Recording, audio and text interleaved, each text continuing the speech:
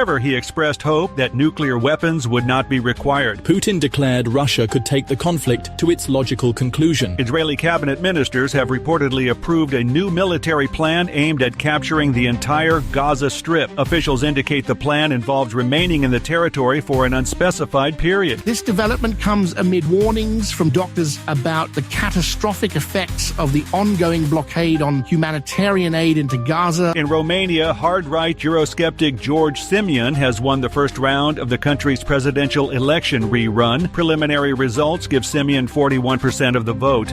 President Trump announced Sunday that he plans to reopen the federal prison on Alcatraz Island. He also intends to expand the facility, which closed in 1963. The opinions expressed on this program are those of the host or guest and should not be interpreted as statement of guests fact. will show up, so what difference does it Independent make? fact-checking and corrections are encouraged.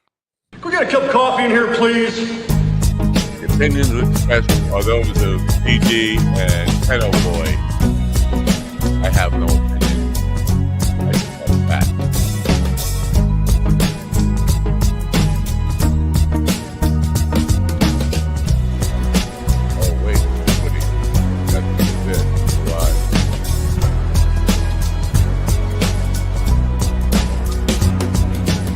Damn good coffee and hot. My dog is your mind's best friend. I don't think so.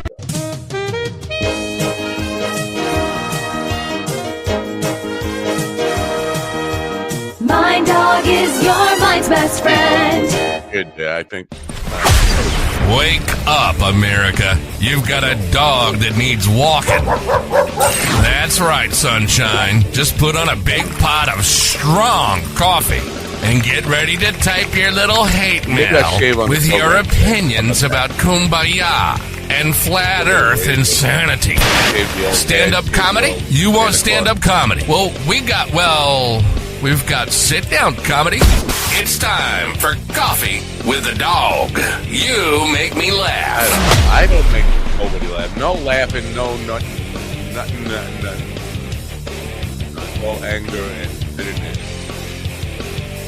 And a little bit of a white beard. That's going to bother me. Why don't I look in the mirror before I come in here?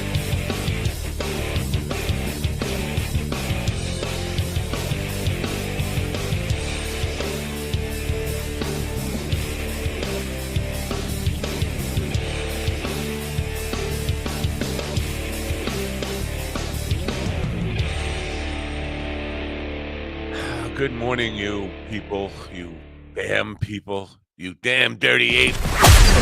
Wake up, America. You've got a dog that needs walking. That's right, sunshine. Just put on a big pot of strong coffee. No, we won't do it. What the fuck with this loop button, man? I'm all loopy. You don't care. Anyway, so yeah, laughing. See, I meant to tell the Rev. He was talking about the Farkles the other day on Laughing.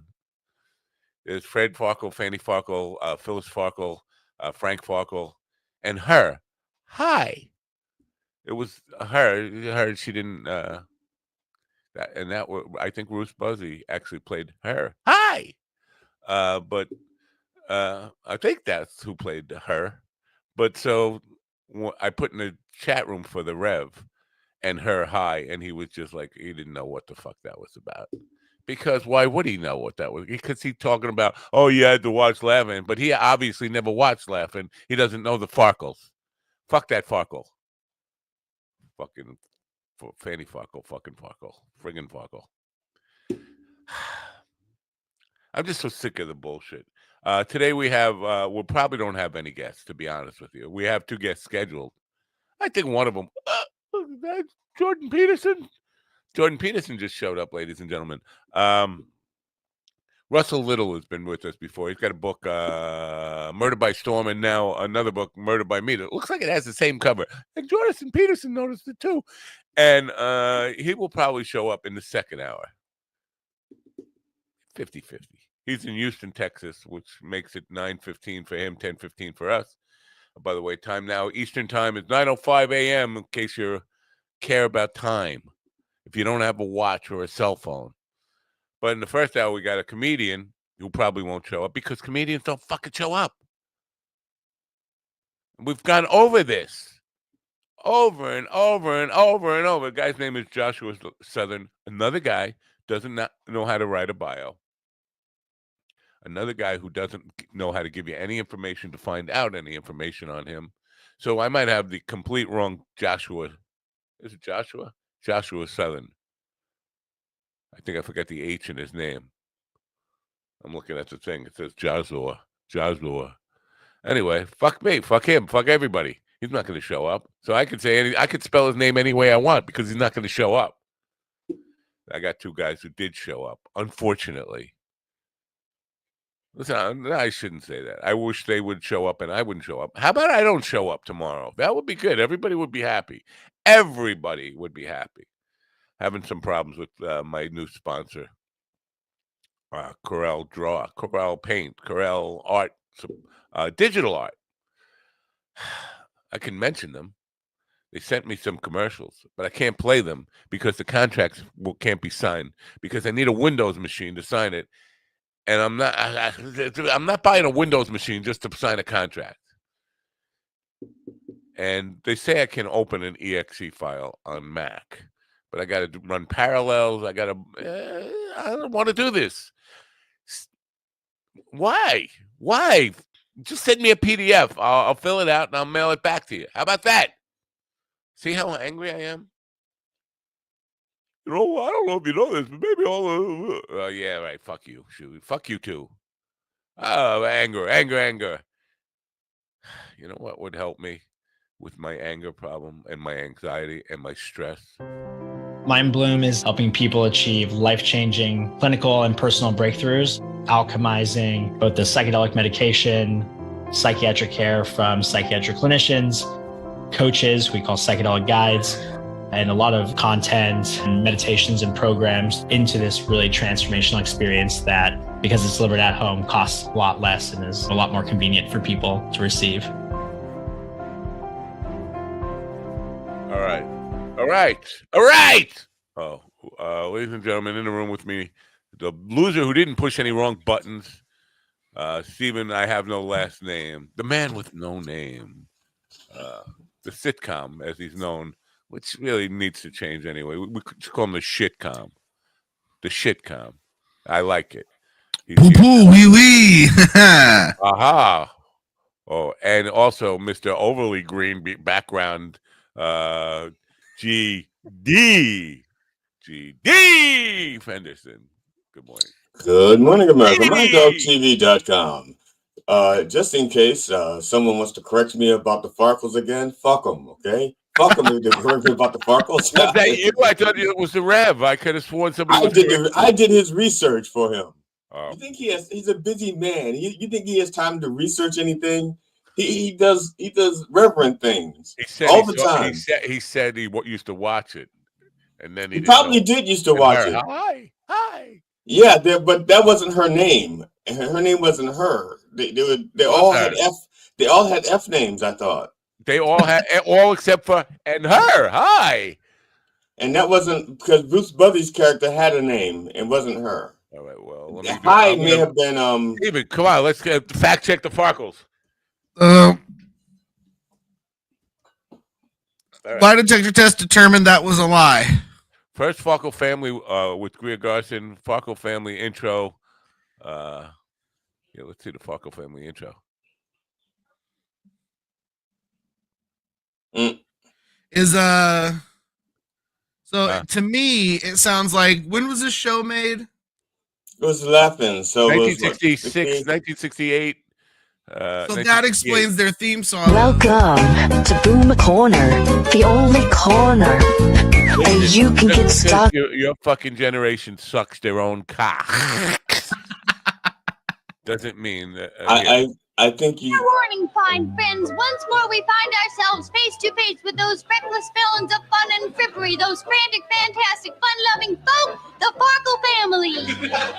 Hi there, I'm Frank Fark. And I'm Frank's beloved Fanny Farkle. And we're their children, Mark and Sparkle Farkle. And we're the twins, Simon and Garfarkle. I'm Simon. I'm Gar. We're Simon. And Garfarkle. We're Farkles. We're all Farkle. So is she. Hi. She's Flicker Farkle. Gee. She's Flicker Farkle. Say, Frank, Isn't that something new? Yes, Ferd, we just came across it in the attic. It's an old grandfather Farkle very who went first to France Farkle. 44 years ago and hasn't been heard from since. Yeah, because Ruth Buzzy wasn't always his wife. After that, she was no longer she was her. I know this. I'm not wrong about this. After the first one, she was not she was her. But I didn't know what was it, Fickle Farkle? I thought there was another Fickle Farkle. You can't have two Fickle Farkle. No, Flicker. Flipper. Flicker, like Flicker Farkle. Flicker Farkle. So was there a Flipper Farkle, like a dolphin Farkle? I don't know, because apparently a lot of those names have been made up over. They changed it, but Ruth Buzzy's character was Flicker Farkle. And Dick used to name them all at the beginning of the segment. So that was the first one before Dick was part of it, and Dick would say whatever. Yeah, because there's also another one where there only one child shows up, and that's Artie Johnson. Yeah, Artie Johnson is the kid, and that's when I think it's like when they first introduced the Farkles. I think it's like in the very beginning. I think Dick was what his last name was Farmer or Farner. Mark Farner. Mark Farner sucks. I hate Mark Farner. I used to like Mark Farner. But he had another last name. His last name started with an F, but it wasn't. Frank. No, Frank Farkle was the father. Fred something, his neighbor. His neighbor's the one that looks like all the kids. Right. Fred something, right? His neighbor looks like all the kids. That's right. Yeah, that's the joke. That is. Oh, okay. Yeah. See, the neighbor has red hair and freckles. He was a little slow on the uptake. And all of the kids have red hair and freckles. So the mom's a slut. Exactly. You get it now. That's the joke. The mom's a slut. It wouldn't be so funny. I wouldn't the mom's a slut. I don't think. Yeah, I don't. Yeah, that's a no. I don't think she's a slut. I think it's She fucked a lot of the neighbor. Maybe but see, people didn't know about the side effects of Ambien back then, so maybe she was sleep sexing. I don't think they had Ambien back then. There were other drugs. There were other drugs where people could have been sleep sexing. Yeah, my grandmother had Librium and Valium. They used to sell them in the candy store. You get this little like Tic Tac things and full of, and I used to take them, which explains a lot. And it hasn't harmed you a bit, right? But I never fucked a neighbor. A lot that we know of. I mean, what's a neighbor? That we know of. Yeah, neighbor is a loose term. Whoa! I mean, why do you got to call the neighbor loose? How do you know? I'm just saying. It's just wishful thinking. Go to betonanything.eu and bet on whether our first guest is going to show up. No fucking way. No fucking way. It's the same shit every day. There's no show up, motherfuckers. Piece of fucking shit. And nobody's getting the memo because the memo is getting passed around. I know the memo is getting passed around. It's on the place where they first found out about the show to schedule it anyway. They see the memo that if you don't show up, you're a no-show. And that makes sense. Well, maybe we can start sending threats like with the invites. I think they're going to face the wrath of the Reverend. I started sending, when I send out the links to the show, please confirm that you got this. And I'm not getting any of those. Like they don't even check their spam folder. They don't, But when you schedule something, you should put it on your own calendar and calmly send a reminder that it's tomorrow. What are you laughing at? Who's what? Stephen don't wear color that makes. I know. No. I'm sorry. I was trying to think of what to do on Sundays about these no-shows. Because the Reverend wants to bash them. Sunday's not going to come. And so I'm thinking that instead of bashing them, he curses them. He puts a curse on them. And then something else popped into my head. Must have been a rock. A rock popped into you. Yeah, I don't know if it'd be funny to anybody else. A cinder block. Planet. But Sunday's not going to come. You don't have to worry about a show on Sunday. It's just a matter of when he would do this. It had to be done in advance. It won't. Don't worry about the future. The future is not coming. It's been canceled. I have a really stupid idea. What course. if we charge what if we tell people when they book they have to put a $20 deposit, right? If they show up, they get it back, and if they don't, we either send them a dog shit bomb or a glitter bomb to their doorstep for not showing up. That's been suggested without the dog shit bomb part of it. Oh, well, there's a website where you can send dog shit to somebody just like you can a glitter bomb. Yeah, but we have to know where they live. And I don't want to get into that kind of. It's not retribution. It's not. Listen. And that's expensive too. We don't want to spend money on people that's not making money for us. Well, no, if we have their deposit, they're paying for their own shit. Yeah, but you think it only costs $20 to send a shit bomb? It's like $12 plus shipping and handling. I don't want to send anybody shit bombs. That's a bad part of the idea. Matt, the adults are talking here. So you thinking that this is domestic shit, that there's not going to be a tariff on it, and that $20 is going to cover that? Of course, it's domestic shit. It's not foreign shit. By the time you get shit shipped from overseas, it's not even shit anymore. It's just the like glitter costs more than the shit does. Besides that, it's just like dried up rock. It's like whatever. It's well, either way, it's a shitty deal, but it would make me giggle knowing that they didn't show up and they got excited for a package that was filled with poopy. I'm not for that kind of retribution and ugly and angry response to. No, that's not ugly and angry. It's creative angst. Angry would be me going over there and catching their house on fire or kissing their dad. Oh, but not showing up on this shitty show? Like what? No, I'm just saying that would be angry. Like if I showed up and kissed their dad or burned down their house, that'd be angry retribution. Sending a small gift or token of our appreciation for not showing up, just common courtesy. I don't like it. I told you it was a stupid idea, but yeah. I know. Hey, Steven, why don't you wear a color that makes you look even fatter? Maybe brown, you fucking Amish potato. Those are not my words. These are words. I'm you'd quoting figure the Holy Bible, for a smart guy who's a nurse practitioner could use his big brain to come up with something besides Amish and potato and fat. Jesus Christ, change the fucking record. Our family members like that. Our fan-based family. Why do you have to out him, like to dox him and say what he does and who he is? And he's just being supportive of the show. I didn't dox him. He's going with the attitude that we bring to the show, the kind of, calling you a fat and Amish or whatever. That's part of the shtick here, isn't it? Isn't it, CD? It's totally fine. I don't know. I wasn't paying attention. What was going on there? They're called Stephen Fat and Amish. It's part of what we do. No. I don't call Stephen Fat or Amish. I don't, because first of all, you're late I think to that's the party. an insult to Amish people. I have many Amish friends, and it is the Amish try to be good people, and yeah, every Amish that I know is like tall and thin. I don't even know any Amish that are. Oh, there's some fat Amish. I don't think so. Yeah, maybe in Indiana, but over here in Maryland and Pennsylvania, where we actually I've actually only seen fat Amish in Pennsylvania. No, we invented the Amish people. Okay, we invented them. There's no fat Amish. Nobody is better than thee for me. No, better for thee than me. Right? You know what I'm saying? You know what I'm saying? Oh no, that's not Amish. That's the Quakers. Yeah. Quaker. All right. Quakers are the peace-loving people. So, listen, in the second hour, we have Russell Little, who's supposed to be with us. Russell is a lawyer, divorce lawyer. Yeah, divorce lawyer. He writes about murder.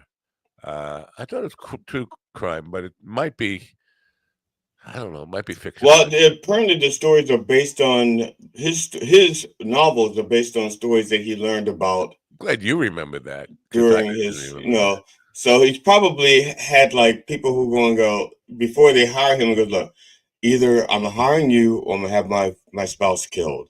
And he goes, well, and he says, well, how would you do it? And then they tell him, and he goes, "Ooh, that's good. I like that. Hold on, let me write that down. Let me write that down. That's good. Oh man, and how would you get away with it? Oh shit, that. Oh yeah. Oh, what? Oh yeah, damn good. Oh no, this is confidential. You gave me $1. I could never repeat this anywhere except for in a novel. So go ahead. What? Yeah. Oh damn, that's good. Damn. Yeah. Does it really take that long?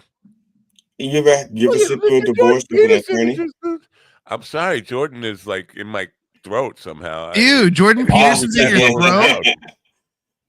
Stephen, you are a scholar and a gentleman. No, that's getting carried away. You're a scholar. Okay, maybe. yeah. See, you are thin and handsome. That's okay. handsome. You don't gotta lie to me. Jesus You are the Christ. funniest comedian I have ever heard. Love a Beaver Man.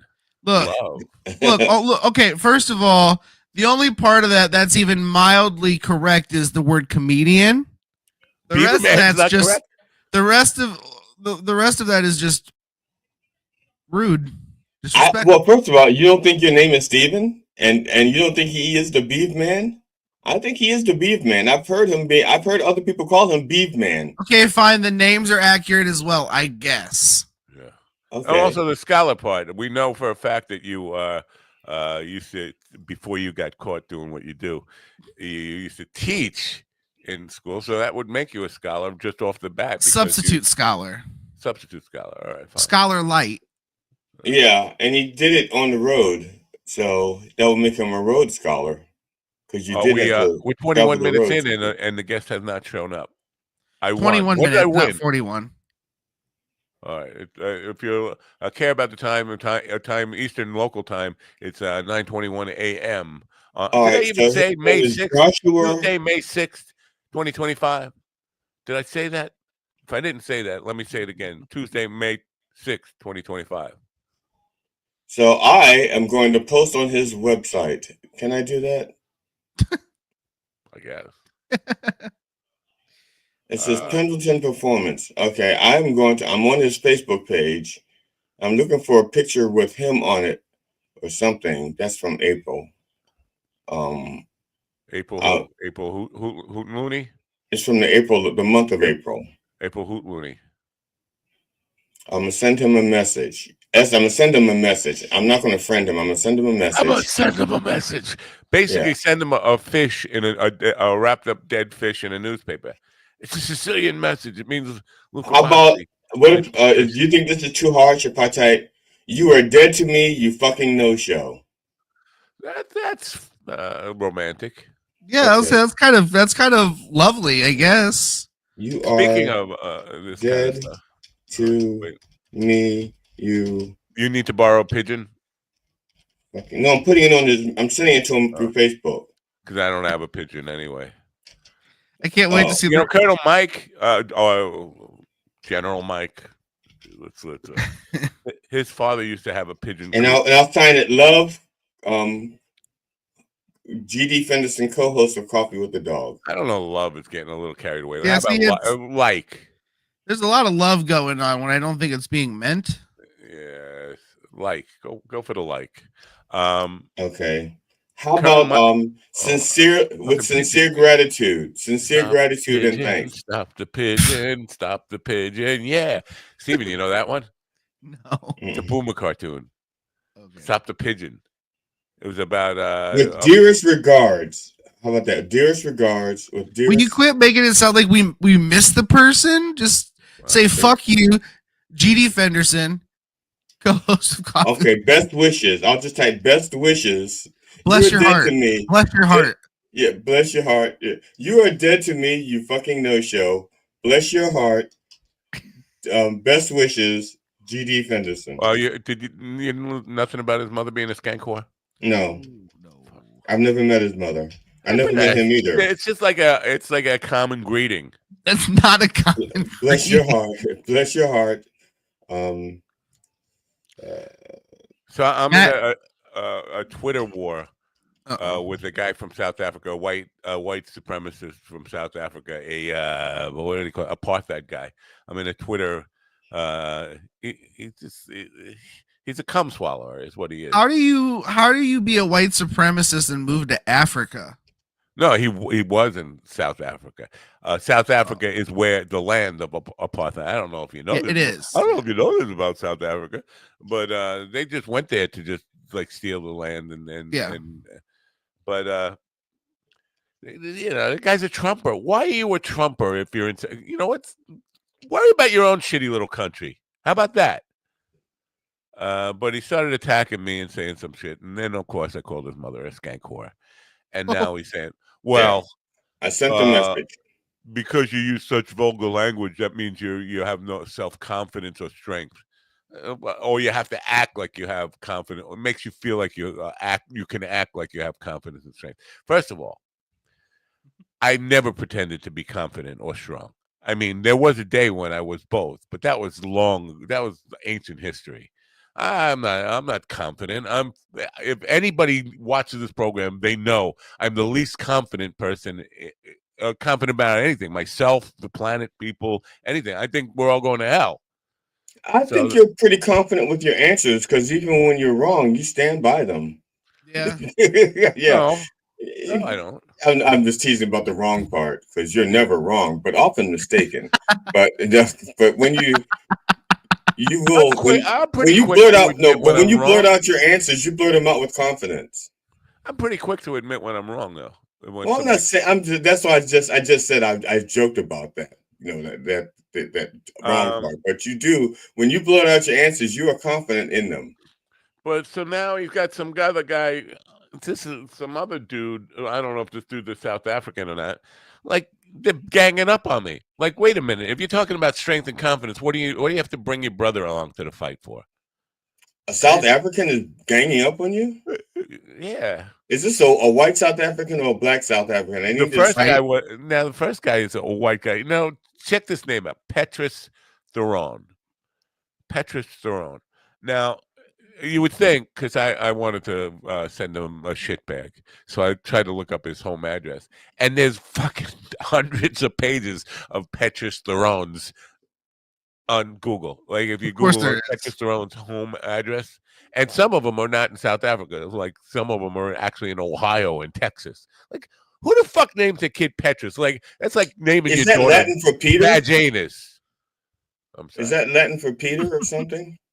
It's penis. It's South. Well, it can't be that surprising. Elon Musk is from South Africa, and he names his kids all sorts of weird shit. What did he name his kid? But I think he named his kids based on the fact that he's mentally ill. You think so? I think he's mentally ill, yeah. Because I feel like the moms helped choose these names. They could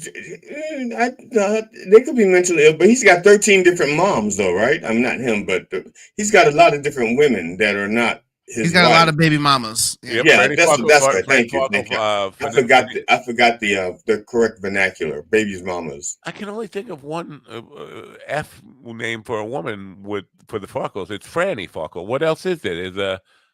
Well, see, that's it later on. Well, like we said, Flicker Farkle. But I'm really the other woman's name though. That's like a dog's name that they gave to a kid. Yeah. Yeah, or a dolphin's name or something. Fanny. Dolphin. But like chick names that begins with F. Fiona? Franny. Francine. Fiona. That's Franny. Francine is Franny. If I say Fiona, I'll say Fiona 5 times. Maybe 6 times. Somebody. What about hey Matt? What about Fiona? I think that's PH, isn't it? No, it's an F. All right, fuck that. Yeah, so there's a fuck that. There's another name. Fuck that. Where was I? I'm here. How the fuck did I get here? Felicia. Felicia. Felicia. Felicia Farkle. Felicia. Oh, that's no. Simon and Garfarkle was one of them, right? Like Simon and Garfunkel. Yeah, they were twins. The sound of silent farts. I don't think that I think that was only on the first episode. Somebody figured out, hey, we can't have Simon and Garfunkel. Are you sure? That seemed like a Saturday Night Live thing. I think that was later. I think that was later on that they did that. According to Google, that was the very first Farkle episode. Well, Laugh-In had a different. That wasn't an SNL bit when they were introducing the Farkles, and the big. No, I'm just saying that one Laugh-In, they, according to Gary Owens says, I could be. Let me correct me. I'm trying to think here. I thought he said they were introducing the Farkle family, and because she starts off, it was a different woman, a blonde woman, and she said she was his wife, Fanny Farkle, and Frank was cutting a piece of wood on a chair, and he was talking about, I do everything myself, and that was the big thing. He says, I do everything myself, everything I do myself, and that's the setup, because then you see the kids look like the neighbor, and obviously he didn't do that himself. Wow. And then he invites us back to continuing. For the sake of copyright. That's it. Chapter 1 in the story of the Farkle family. Oh, Frank, you've been at it all day. Why do you feel you have to do everything yourself? The point is, I did it myself. That way, I know it will work. Excuse me. Hi, Ferd. Why, Ferd Burple. Fanny, you remember my friend? Ferd, not Fred. Ferd Burple, this is Fanny Farkle. Hello, Fanny. Say, Frank, this is a fancy flat you got here. Thanks, Ferd. You know, I did it all myself. Is that right? Yes, that's right, Ferd. Frank does everything himself. That's right, Ferd. I do everything myself. Electrical, plumbing, the whole smash. Is that right? There is the thing I didn't do. I mean, I did everything myself. Ask my boy, Junior. Didn't I do everything myself? Almost, Daddy. Mommy made the curtain. Isn't he cute? Oh, Fred. When do you introduce the family? Son, Frank Farkle. Artie Johnson. Yes, Ferd. I'm Frank Farkle III. Really? I'm Ferd the First. Isn't this wonderful? In one room, we've got a fourth Farkle, a Frank the Third, and a first Ferd. And you look like a little Frank. Anyway, now we're gonna get all copyright strikes. So What's the guy's name? The guy who owns the Farkles, the laughing stuff. Dan Rowan and Dick Martin. No, they're dead. That was an actual TV show, right? Yes, the Rowan and Martin's Laughing. Well, Rowan Martin Laughing was a TV show. The Farkles was just a sketch on the TV show. Okay, because it felt very much like a sketch, and I was like, wait a second, is this a sketch or a TV show? Because it felt like an SNL bit. Well, that's all it was. It was SNL should be so lucky. SNL should have been so lucky to have such classic characters. George owns all the Rowan and Martin Laughing. He was the producer of it, and he's been on. A couple of guys have had him on. Craig Mitchell has had him on, I believe, and John Pavaramos had him on. So he's going to be suing me or copyright striking me today. Adam says the Fanny Farkle story shows how far comedy has come since the 70s. I believe it was off the air in 1972. It's like 68 to 72 or something like that. So I don't know. It is what it was. It was the first of its kind. Very fast, just silly humor for an hour. Oh, I could have definitely watched that whole thing. That was definitely funny. It was just they had Richard Nixon. They used to do this thing. To me, they'd go to the party and be like the Playboy Mansion party, like people dancing to mod 60s rock and roll, and they'd stop the music, and then they'd say a joke, and then they'd go on to another one. Richard, but the catchphrase "get sock it to me," and then after a while, Nixon, who was president, was on. And he was sock it to me. Yeah, sock it to me. Yeah. George Eastman, something. And they also did "Here Come the Judge" with Sammy Davis Jr. And I think that was basically an homage to Pigmeat Markham. I don't know. Pigmeat Markham had a bit called "Here Come the Judge," and it was pretty funny actually. And here come the judge. Here come the judge. Everybody knows that I am welcome the to judge. Boomer Corner. Right. It's the only corner. What? The only corner? What? It's a stupid. I'm not saying that last line is fucking stupid. What is this, Steven? I'm not saying it's stupid. I don't know what. I need to know how stupid it is, though. It's too stupid for me to say out loud and have the words come out of my mouth. Welcome to Boomer Corner, the only corner. I don't know the rest. See, what kind of fucking DJ are you? See, good one. It's stupid. It's fucking stupid. I'm not going to be caught with those words coming out of my mouth on camera. Play the Boomer thing.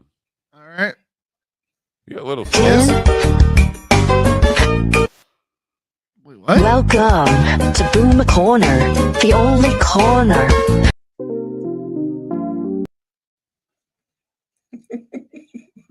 It's GD fucking pushing buttons. God damn it. G, stop buttons. All right, button pushing motherfuckers around here. God, That's what we got. Button pushing motherfucking. So dick. Joshua, what's his last name? Oh, Southern. Well, what would you expect from a Southern guy? He didn't show up. He's a no-show, and he will get dragged on Facebook today for a moment. But Russell Little will probably show up. Now, Russell has a book. He has 2 books, and they both have the same fucking cover. Now, that should be against the law, right? The woman standing looking out the window ready to get fucking whacked. Anyway, the latest book is Murder for Me. It's a collection of murder stories. Now, Murder for Me, I'm thinking, I got a list of people I want murdered. Now, I can't name them here or else I'd get just banned from YouTube and every place. But I have a list of murders I would like to see done in the next week or so, if we could get it done. Murder for me. For me. That's what I want to happen. Not that I want... Here's some of the people I wouldn't name if I was going to name them. Jesse Waters, Scott Jennings. I definitely... If I wanted them murdered, I wouldn't say it.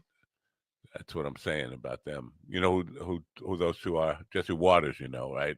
Fox. Is that the? Oh, okay. I was thinking. I get. There was a congressman that I keep thinking was named a black congressperson who I keep thinking his name was Jesse Waters. No, Jesse Waters is the guy who took over for Bill O'Reilly. He used to do racist stuff on the street, man on the street stuff for Bill O'Reilly, make fun of Chinese people and stuff. But then when Bill O'Reilly got caught raping, they got rid of him and they said, bring in the racist guy. So we went from the rapist to the racist. And they like their art. They're trying to work their way to the alphabet. They do 2 at a time. They do 2 R's and they'll do 2 S's. And that's like gay Sesame Street. And Scott Jennings is this guy on CNN he's a token Trumper that they have on CNN to have in their panel discussions. But he looks like the typical Bobby Baxter little bitch boy from the 60s that mommy did his haircut and dressed him and sent him off to school. And he's just like, I just want to fucking slap the shit out of this motherfucker. But of course, if I did that, I would be in violation of several laws. So I won't do that. Anyway, so Murder for Me. I just think of all the people. And again, those people are not necessarily on that list. And I wouldn't name the people who are on the list that I would like to see murdered, if you know what I mean. You know what I mean, right, Steven? Mm-hmm. You do? Hey, somebody knows what I mean. All right. Baba Ching Fao. So earlier, GD was saying something about Sunday. Remember, is Sunday your big plausible show? Is that what that overly greenness behind you? No, that's in July. I just put it up there now. Oh, so Sunday, you're looking forward to Sunday for some reason, and Sunday's not coming. Oh, it's not that I was looking forward to it. I just thought I was just trying to think about something with the Reverend. Something I was going to help him with. His Farkleness. You need to Farkle that fucking Farkle right down the. Can I get a Farkle? Yeah. Farkle, yeah. But Sunday's not coming because May 9th, I don't know if you know this. I don't know if you know this about May 9th. And in the news earlier, Putin was talking about, gee, I hope we don't have to use nuclear weapons. Now, on May 9th, they're going to have this big, like, Trump-like parade in Moscow. And everybody's going to be there. And they're pulling a lot of their military people to be part of this parade. So it's weird you say a Trump-like parade. Trump has never had one of those parades. He's trying to get a parade. I know. I'm just calling it a Trump-like parade because Trump likes that parade. Trump-like. Is he going to do one of these parades where they parade their nukes and everything? Well, yes. But here's the deal. They're leaving Ukraine basically an open field, like in hockey when they're behind by so far, they pull the goalie. They're just pulling everybody and saying, okay, Ukraine, we're going to put all our shit and all our military in one place for you, and we're going to leave you alone. Get your missiles ready. And you hear Putin saying in the news this morning that, gee, I hope we don't have to use nuclear weapons. It could get ugly. on Friday. First of all, Putin is always threatening to use the nuclear weapons. He's been doing it from the beginning of the conflict. He's always and he does that so that people will be scared. So they go like, well, let's not help Ukraine because Putin might, escalate to nuclear war. Russia is not. They're not so fucking stupid as to get into a nuclear war. I don't think you're getting my point. I don't think Putin is going to start a nuclear attack. He's bringing all his nuclear weapons and going to be parading them. And Ukraine, according to everybody who is like a pundit on social media, these military experts, Ukraine is going to strike them right when they have all their military establishment and nuclear weapons all in one place. They're going to do drone strikes and missile strikes on. I don't think those are going to be active missiles, though, out on the streets. I don't think they're going to be active missiles. I think they're just going to be. Gentlemen, this is the guy who holds up a piece of paper and brings Jordan Peterson in to yell the Constitution. So let's keep that in mind. Yeah, I don't think so. Look at Jordan. No, while I think the missiles will be real nukes, I don't think they're all going to be there because he wants to have something to retaliate with. Do you know how big a real nuclear missile is? Those missiles that they put out there are not big. They're not that big. They're like 20, 30 feet. They get bigger. So, I don't know. So Sunday's not coming. That's my point. There's going to be World War III starts on Friday. It'll be over by Saturday afternoon, and then we'll all be dead. Oh, good news! We don't have to do a show next week. An ICBM is roughly 60 feet long. All right, which one? It's just like saying how long is a Chinaman? Let's see here. Russia's are about 55 to 65 feet teach long. School and you read like that. Yeah. Russia. What? I don't know. How do you teach school? Then you read aloud to the kids. Okay, kiddies, it's bedtime story. Sometimes. But yeah, so it sounds like, so they could be toting some real missiles around. Yeah. I think I'm not saying not real missiles. I'm saying nuclear missiles. There's a bunch of apparatus inside that makes it so that the whole nuclear thing works. You can have a missile with explosives in it, and it's not a nuclear missile. I don't think they call it apparatus. Okay. Well, like I said, according to this, this says working parts. This says the entire ICBM, the typical size is 55 to 65 feet long.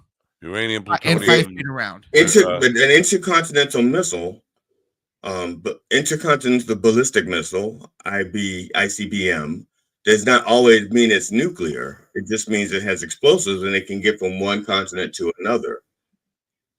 It goes a long way. Does not necessarily it's nuclear. Yeah. There are ICBMs. Well, let me put the word nuclear in front of it because you're probably right. So let's see. No, he's definitely right about that intercontinental missile stuff. It's not necessarily a nuclear missile, but the nuke doesn't make the missile any bigger. I think it would make it. Well, I don't know how much space. Like I don't know if it's Russians. The Russian RS-28 Saramat nuclear ICBM is 35.3 meters long and 3 meters in diameter. Okay, a meter is 40 inches or 39.36 inches, I think. So you say 40, how many meters? 35.3 meters. It's like 100 foot. Roughly, yeah. About 100 foot. Somewhere like in the 100-foot range. No, it's not that big. It's like a telephone pole. Except wider. Girth. It's got girth like my car. Around 10 feet.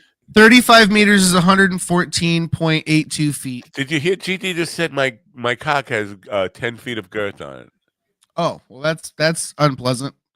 Well, you would know. What? I don't know. I'm just being silly. Of course you wouldn't know in your mouth. That says a lot about Steven. If he could put something 10 feet in diameter in his mouth, that means his jaw dislocates. In his ass. That is what it is. Well, even then, that means his butt cheeks could dislocate. kind of like I got a it snake. on good authority that he's got a big fat ass, according to Slaptail Squid. I'm not in this one, and I don't know how whether I have an okay taking a size butt. It's not Gape big. for, It's not gape small. for me while I get my tape measure out. Now, you realize that OK is short for Oklahoma, right? Yes, You have but an everything's bigger in Oklahoma-sized ass? Texas. But everything's bigger in Texas, not Oklahoma. So I'm just saying your ass. So you say your ass is like Oklahoma, but smaller than Texas. no.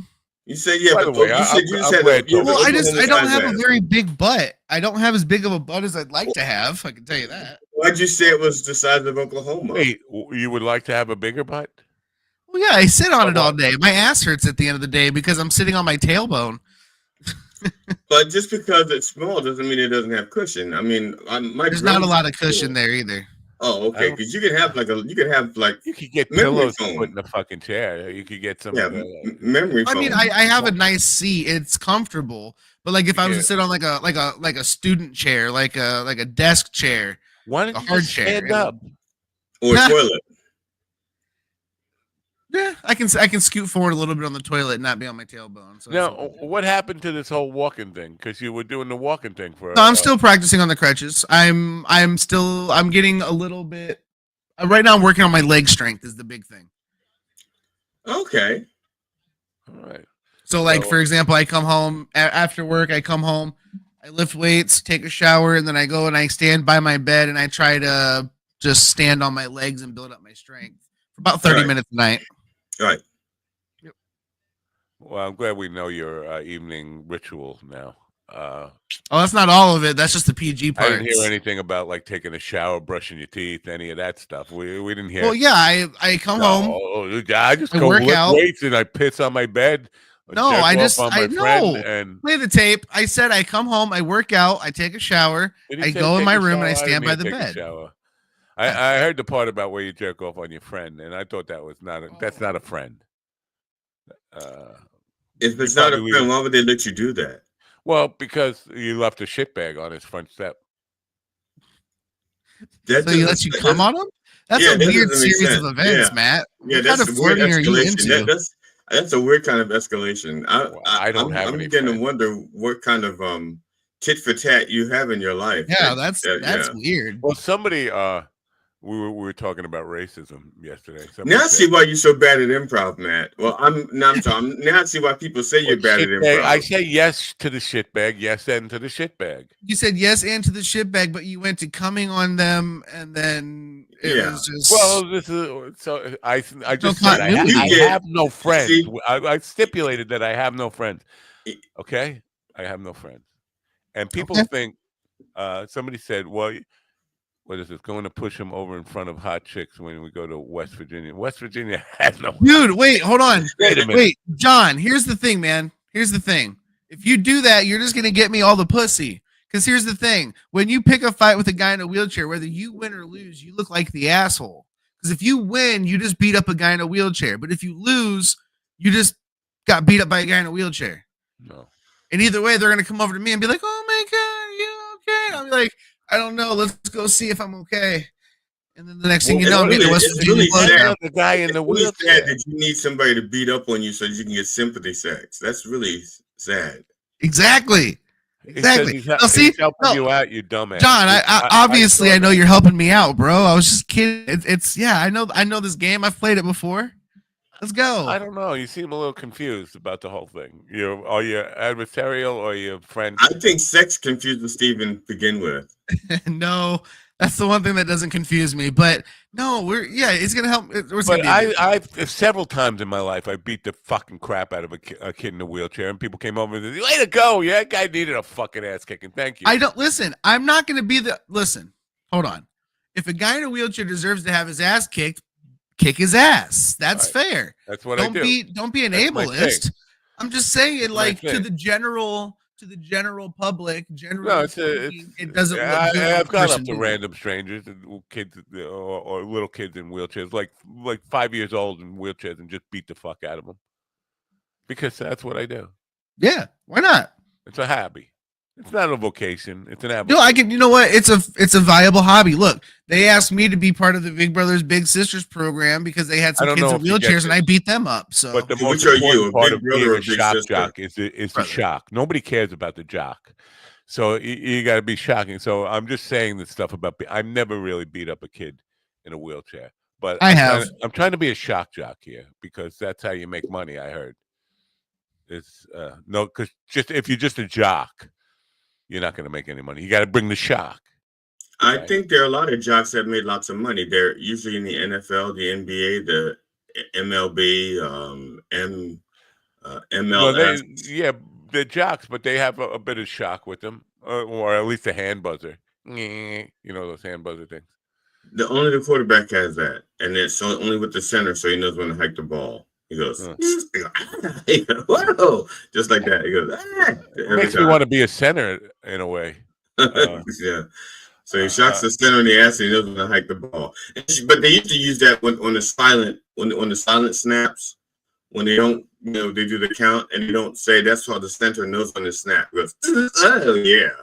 When you feel the 9-volt in your ass, it's time to snap the ball.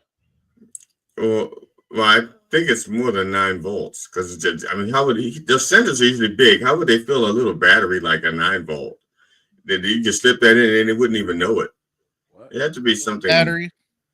It had to be something bigger than 9 volts to penetrate a center's ass. I don't get it. I just don't get it. I hate when there's memes and I don't get them. Speaking of shock jocks, I never listened, but Opie and Anthony, those guys were shock jocks? Yes or no? I have no idea. I didn't listen. I've never listened to them. I know. I listened to Opie a couple of times because he had the job I wanted. To be honest with you, and it was this guy on BAB. I wanted that job. How did he get that job? But I think he was a shock jock. But I bring him up because I asked him to be on the show. He doesn't even bother answering me. I told him right in the invitation, you should feel free to say no for any reason. I don't even get the courtesy of a no for any reason. It's super disrespectful. I'm not going to answer you. Now, the Cheech and Chong have their movie out now. Okay, their movie is out. Up in Smoke, Nice Dreams. Which one? No, I think it's called Things Stuff All Over. Or I forgot what it's called. Last Chance Smoke or last. I don't know. Brothers. No, but they have a movie out now, and when I was talking to Chong, I forgot which one I was talking to. I was talking to Chong. He was telling me about he was making a movie, and invited me out to be on the movie, and I asked him about the movie. He was telling me about it. The movie that they wound up making is not the movie he was telling me about. And there was no place for me to be in the movie that they wound up making because it's almost like a documentary. So the director went to a totally different direction. I would have gone out to California for fucking nothing except to hang out with Tommy Chong. And who wouldn't? Yeah, I guess. Yeah. I could get Tommy on the show, but it's a little difficult for him in the morning. But also the thing is with right now they're promoting their movie, so they're going to be like on big shows. I mean, the thing is to try to get them together, Cheech and Chong together. I tried the last time Tommy was on the program. I don't know if you were watching then or even knew about it, but yeah, I was. We had a power outage. Not a power outage. The guy's up on the fucking pole disconnecting my cable right in the middle of the fucking show. So that was not good. But Cheech had said not right now, but we'll consider for another time. So I think I could possibly get both of them on together. Well, when I asked him, because when I reached out to Chong about it, because I wanted to get Cheech on there, and he wasn't certain. What he said was Cheech has to be convinced to do things that he wants to do. Right. In other words, he knows he wants to do something. He's just reluctant to do it, and you have to convince him to do the thing he wants to do. Tell him there's a crippled guy on the show, and one of his make-a-wishes is to meet him. Do you even know what a Cheech and Chong is? I know who Cheech and Chong is. You know what a Cheech and Chong is? Yeah. What's a Cheech and Chong? The dynamic duo, the pot blazing, trail blazing, fucking generational pot smokers of the world. They've fucking from what, like the 70s on? Yeah. 60s. Okay, 60s. They're selling gummies now, psilocybin gummies. I've never heard of this before. I want to get some. Tommy Chong, it's both of them. I think both of their companies, but Chong is the one that was advertising it. Psilocybin gummies. That sounds cool. Psilocybin is a long trip. It's a long, strange trip. But at least when you eat the mushrooms, it could be like a 16-hour journey. Right. Not like DMT, which is a 15-minute blast off and back home.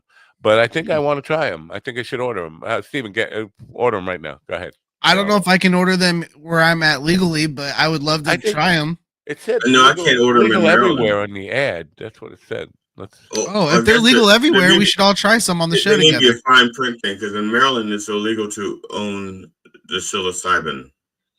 The psilocybin. Yeah, you can have. The funny thing is, you can have the spores, but as soon as it becomes a mushroom, it's illegal. I know. It's fucking stupid. So why get the spores? Why get the spores? What are you going to do with the spores? You want to make mushrooms, of course. I just think it'd be fun if we all took some and then did the show.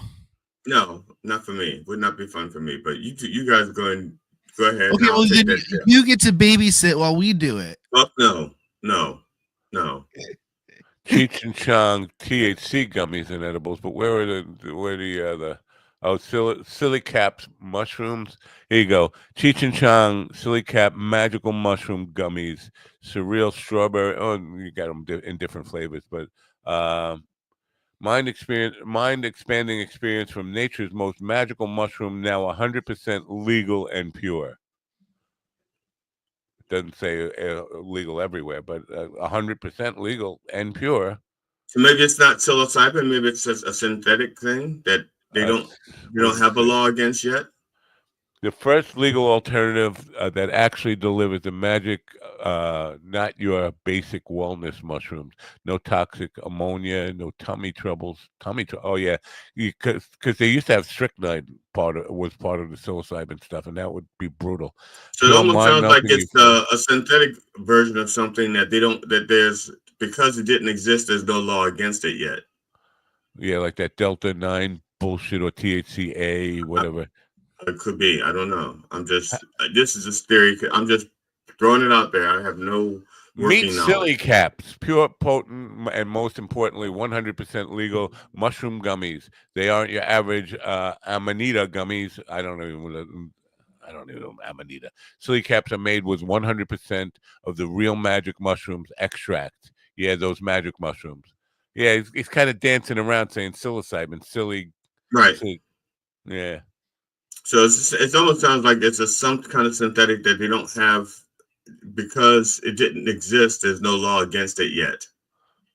I gotta talk to John Paul. John Paul is his legal.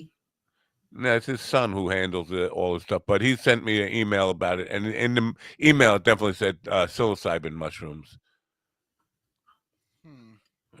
And why did John send you? I guess he knows I've never done mushrooms, so why would he send me anything? Yeah, well, but yeah, I've had about 1,000 emails from them over the years because I've done some shows with them in Jersey, some THC shows and stuff like that. So he likes to keep me in, and he knows I'm a customer. I will buy if something is really okay. That explains it. Yeah, I'm not a customer. So why would you be a customer? You just said you don't even like the silly. Right. I just said that. I said that before you said that. Why you gotta say what I said when I just said that? Why don't you stop saying things? Why don't you stop saying things? Why don't you stop saying things? Why don't you stop saying things? Kids look like retards. Steven, we don't like to say. I know that was your little Alex Jones impersonation. Very good, by the way. But we don't like to say the R word anymore. It gets us banned. My bad. You guys look like you're special ed or blocked. You know what? These people who threaten to block me—that's the most pathetic fucking thing in the world. Hey, Brock, I got threatened to be blocked because I say the word retard. Why? It's Grok. Is retard offensive? Hey, Grok here. Go fuck yourself. Okay. See, that sounds like Ron describes his own voice. No, his name is Ron DeSantis, not Ron disguised his own voice. Yeah, geez, man. Read a book, nerd. What the hell? Ron disguised his own voice. I know. Hey, now though, Governor of Florida, Ron disguised his own voice. No. What am I even saying? I said, first of all, I said, Ron, this guy's his own voice. This guy. Okay. I didn't say disguise. I said this guy's his own voice. This guy's his own voice. Well, then who's this? Oh, that's me. If you push one more button, you're out of here. I'm gonna push a button. Ready? Go ahead. Is that the? No, we need a countdown. News. 3, 2, 1.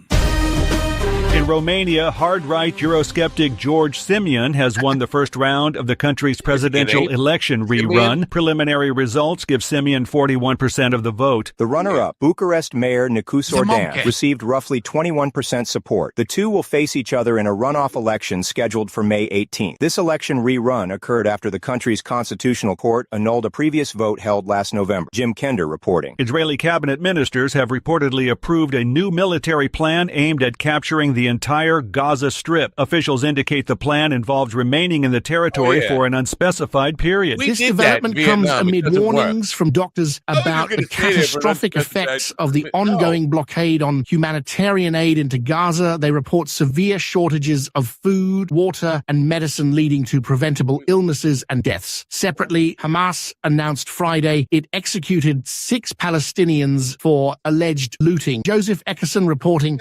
Russian President Vladimir Putin stated that Russia has the strength to achieve its aims in the war in Ukraine. However, he expressed hope that nuclear weapons would not be required. Putin declared Russia could take the conflict to its logical conclusion. In response, Ukraine's ambassador to the US, Oksana Markarova, described Putin's remarks as indicating he is a threat. These comments aired just before a planned 3-day ceasefire announced by Putin. Though Ukrainian President Zelensky expressed disbelief Russia would adhere to it. Benjamin Wright reporting. The Trump administration unveiled a new immigration initiative on Monday, offering payments to undocumented immigrants. The plan involves paying individuals $1,000 if they agree to leave the country voluntarily. The Department of Homeland Security stated the program aims to facilitate self-deportation. In addition to the cash payment, the government says it will provide assistance with travel arrangements. This marks another step in the administration's efforts to increase deportations and reduce the number of people residing in the U.S. without authorization. Kevin Sanders reporting. Residents near SpaceX's South Texas facility have voted to incorporate the area into a new municipality. The newly formed city will officially be known as Starbase. The vote formalizes the name often used colloquially for the home of Elon Musk's rocket company near Boca Chica Beach. Proponents argued incorporation would provide better local services and control. The site is crucial for SpaceX's Starship development program. Kyle Norris reporting. President Trump announced Sunday that he plans to reopen the federal prison on Alcatraz Island. He also intends to expand the facility, which closed in 1963. Trump stated the infamous prison, located in San Francisco Bay, would be used to house the nation's most ruthless and violent offenders. The original prison was shut down due to high operating costs and deteriorating infrastructure. It has since become a major tourist attraction. Lawrence Keller reporting. And that's the latest news headlines with Alan Edwards. It's a piece of shit. I don't know if he's in there.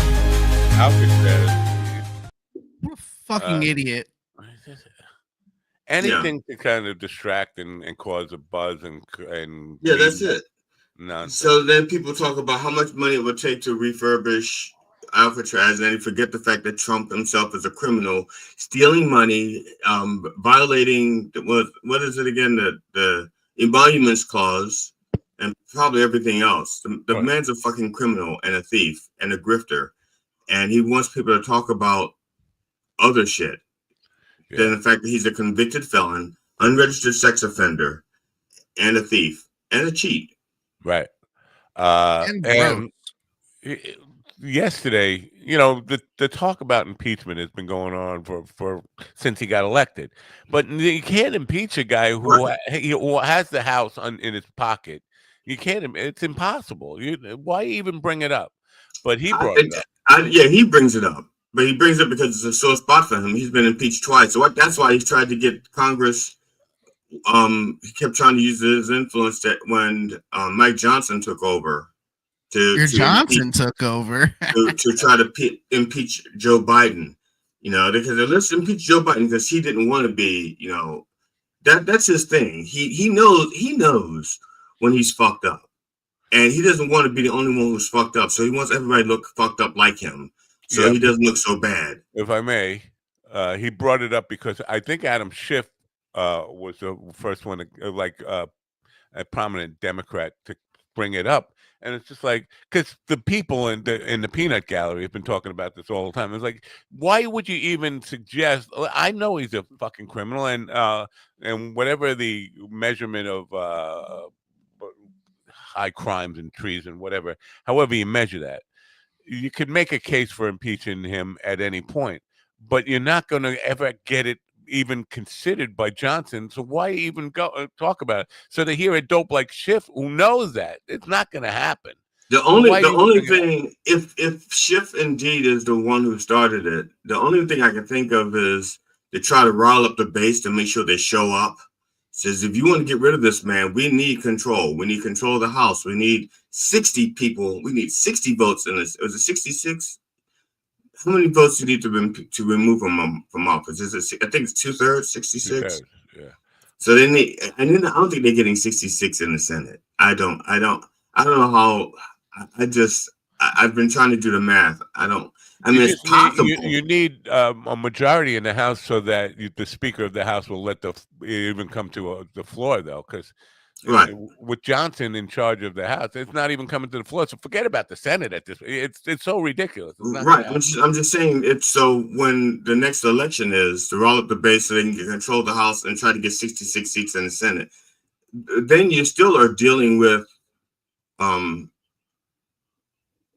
what's his face? The vice president guy, Musk. Yeah. So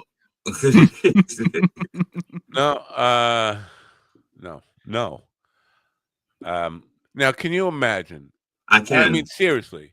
I seriously can. Joe Biden saying, "I don't know if I should. I don't know. Should you all uphold the Constitution? I don't know. I have lawyers. You don't know. Why did you swear to do it when you took the oath if you don't know? I mean, if Joe Biden had said that, they would have been in there with nets and taken him away in a straitjacket before the interview was over. But he gets to say that stuff and it just goes, I'm just so fucking tired of the bullshit. And the cult mentality, because some dude came back at me like the Democrats are a cult too. I had said when Obama was in office and they started putting him on a cross with a crown of thorns that it was very cult-like. But that cult was nothing in comparison to the cult of Trump, where he can tell a lie that it's just a patent, obvious lie that nobody with any common sense would believe, and they will back that lie without any conscience or without even blinking an eye. And even the ones that really know better will contort themselves in such a manner, and even the ones that don't want to contort and comply will say, I didn't hear that. I don't know what that statement. I didn't hear that. Yeah. And they heard it. That was just a joke. You're spinning it. You're just, but I mean, all the stuff in that Meet the Press interview, he kept calling it. When she asked about TikTok, he kept saying Tic Tac. He said Tic Tac 5 times in an interview. Tic Tac. To me, if Joe Biden would have said Tic Tac once, they would have said, "Look, that Brucey." Yeah. It would have been a Saturday Night Live bit. Yeah, the Tic Tac. So it's just and he's just got such a double standard with the way that press treats him, and they're afraid to push back on him. That's why they got to give me, set up an interview, and then the interview got sick, and instead of that, we got Matt Napple. Okay, you fat turd, no lying here. Let's get down to brass tacks. Why do you suck so much? That's what I would. You're not being very nice. When are you growing the stash? Yeah. Right. I'm sick of them.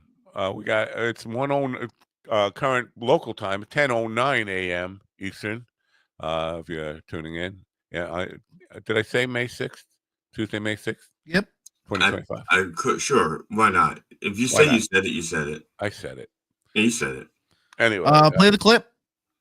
I don't have. You don't have the clip. Did you? I have a question, real quick, Matt. Uh-oh. When we hit a B, where does it show up? I mean, when you have to go to the library, boop, and then edit, repurpose, and then along the timeline you'll see markers. Okay. Wherever the B is. I got it. And is that just for the most recent episode, or can you go back to episode 880? Whatever's still in the library. I have when we get up to like 50 episodes or something, I have to delete and start over. But if you download it, the markers don't come. You have to go into the library, look at where the markers are, and then after you download it, remember that time code and go into your editor and find that spot. It's not the easiest thing. Or you could just edit in StreamYard, but that's not the best. It's kind of a shitty. I just write down the time. When I just really, I mean, if something goes like, oh, okay, and I'll just write down the approximate time, and then I'll go through and find it myself. Yeah, write down. Good job, GD. I was just curious. I was just trying to see if there's an easier way, or I mean, it's not so hard for me to write down the time. It's really not that hard because I'm taking notes anyway. What do you edit? What do you edit video in? Adorable. The cock editor. Oh, we mean what software do I use? Yeah, cock edit 101 or ass edit 102.9. Oh no, I use cunt edit. No. Cunt edit. I use video taint. Video taint. Yeah, video taint. You can't do that. Really? You can't do that. Then why am I paying $39 a month for video tape if I can't do it? What the fuck is wrong with this gas? What is he doing? Or is he like wetting his diaper? Your diaper is moist and dewy. It's not like he's choking on a Pop-Tart. I don't know what is going on here. Yeah, I thought he was doing like baby diarrhea. Been a while. It's been a while since I had to clean a diaper, and I don't miss it. Now, is it because you don't clean them, or you just? There's no babies. We did away with babies. I didn't know that this is like one of yours, like your own diapers. I don't clean them. We got rid of all the babies. We gave them away. Okay. No more babies. You could have gotten a good price if you just sold them to Steven. Oh, they were black babies. Oh, yeah, never mind. Even Steven wouldn't take a black baby. No, especially Steven, being his family history and his That's not true, because then if he grows up to be an NFL player, he's going to take care of dad. Now we're talking Blindside. You know the chick who was. So Steven, how are you going to teach him how to play football? You're going to give him little hand controls, remotes, and do what I do on the TV. No, you know what? I coached my little brother's Pee Wee football team, and the way I taught him to be a quarterback was to watch videos on YouTube and helped him like perfect his form and all of that. And yeah, yeah. I would never leave a child with you in video. All right. It sounds like a recipe. I can just see the child being arrested now because he received some kind of porn from Steven. Right. He just opens up the video thinking, oh, here it is. It's another football video. Oh my God. That's not Tom Brady. That's a Tom Brady lookalike. And what's Gronk doing to him? Oh my God. Ron? What's Gronk doing to Tom Brady? Oh, Gronk. I thought you said what's Rod doing to him. No, Gronk. Gronkowski. The story in the news, also, this is like Al Edwards. I'm bringing up 7-day-old news now. The woman who... Oh, that's pretty recent then. In other words, the latest thing from Al. She was videotaped in a schoolyard picking up her kid, like 5 or 6 years old, playing with a little black kid, and she called the little black kid. I saw that. Yeah, and then that went Well, viral. what'd she call him? She called him the N-word. That's what she called him. Nathan. A narcissist? Nathan. No, she called him a Nigerian. Nathan Hot Dog? Wow. No. Nice. Anyway, she got that video went viral of her saying the N-word that she's not allowed to say, even though she said it. And the place where she lived, just like everybody was like giving her a hard time, so she had to move, and she did a fundraiser, and she got $500,000. She asked for $100,000 to help move. She's got $500,000 to like talk about reinforcing bad behavior. So she's getting rich off of negative publicity about her being a racist. Now, I just thought that this opens up a whole new idea for a platform. Only clans. Only clans. Yeah, only clans, dude. If I would have been racist about raising money for my van, they already have only clans though. Isn't that what 4chan is and 8chan? No, 4chan and 8chan are more like they're there, but it's not just that. So this is the whole thing with the shock jock thing. I'm trying to be shocking. I'm trying to be like just something that somebody would say, look at this guy. He's the worst human being on the planet. And then I could do a fundraiser for being known as the worst human being on the planet. You could do a fundraiser for post-birth abortion after 24 months. Post-birth abortion. This is what I want to do to Jesse Waters. He's post-birth abortion. He's like 40 years old. Yeah, that's like 700 months or something like that. That's okay. Our second guest is not here yet. Huh? It's 10:16, and Russell is not here yet. What the fuck? Maybe somebody murdered him. Murder for me. Call him, make sure he got the right. Make sure he's got the right link. No. Okay. No. He know he's been here before. He knows he's a big boy. He knows his way around the old I think. Right? I'm just checking my email. You guys talk amongst yourselves about murder. Okay. So GD, what should I how do you come up with a name for your base? Well, as a general of thumb, once I held it, I thought about first of all, I have certain rules. I have rules for my instruments. I don't give them. I never named them after anything I've actually been intimate with. So, so my wife, none of my guitars can be called Carol. Because we've been intimate once or twice since we've been married. And but also, and here's maybe I have a picture. Fuck it, I don't feel like it's easier to do this. Here we go. Here's my bass. For those of you listening and not watching, GD is currently bent over grabbing a guitar. Yeah, my bass. His bass. There it is. Apparently, Russell doesn't get the link. Hold on. Fretless bass. Oh, it is for frets. Never mind. That's fretless. It's fretless. Is it? Oh yeah. I don't play that sissy shit. No. So now, let's see. You see that the name right there, MAI? Yep.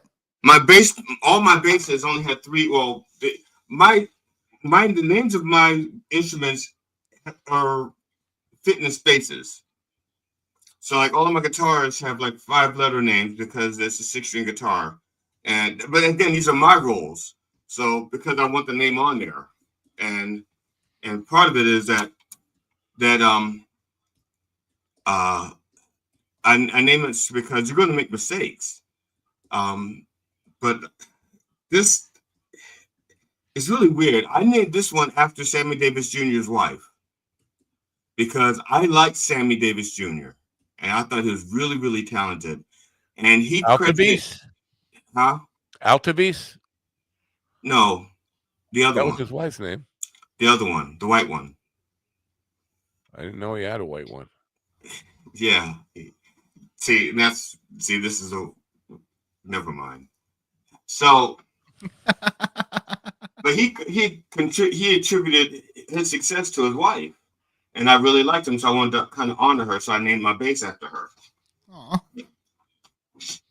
I've never named a instrument in my life and wouldn't. I don't get it. Well, I mean, I get it because, like, growing up a car guy and in a car family, like our cars all had nicknames.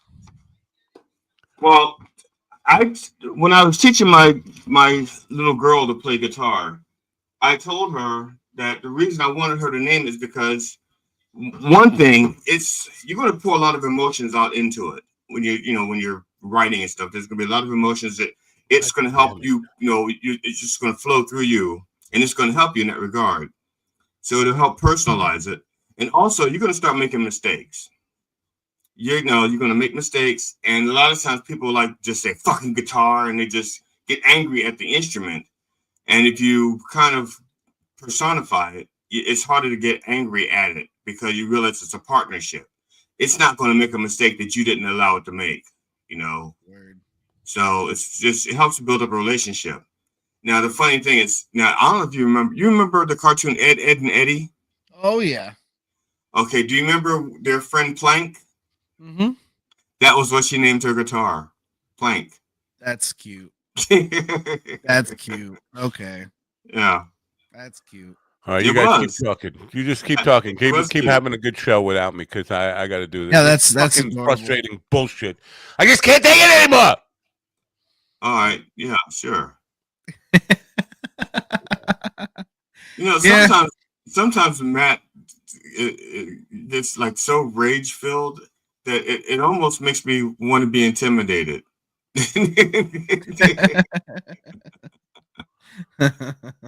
It's almost like I was like, ooh, if I had a little less spine, I'd be scared right now. Yeah, any common sense? I was at a comedy club the other night. I was backstage talking to some other comedians. All of them are lesser than myself, but that's not the point.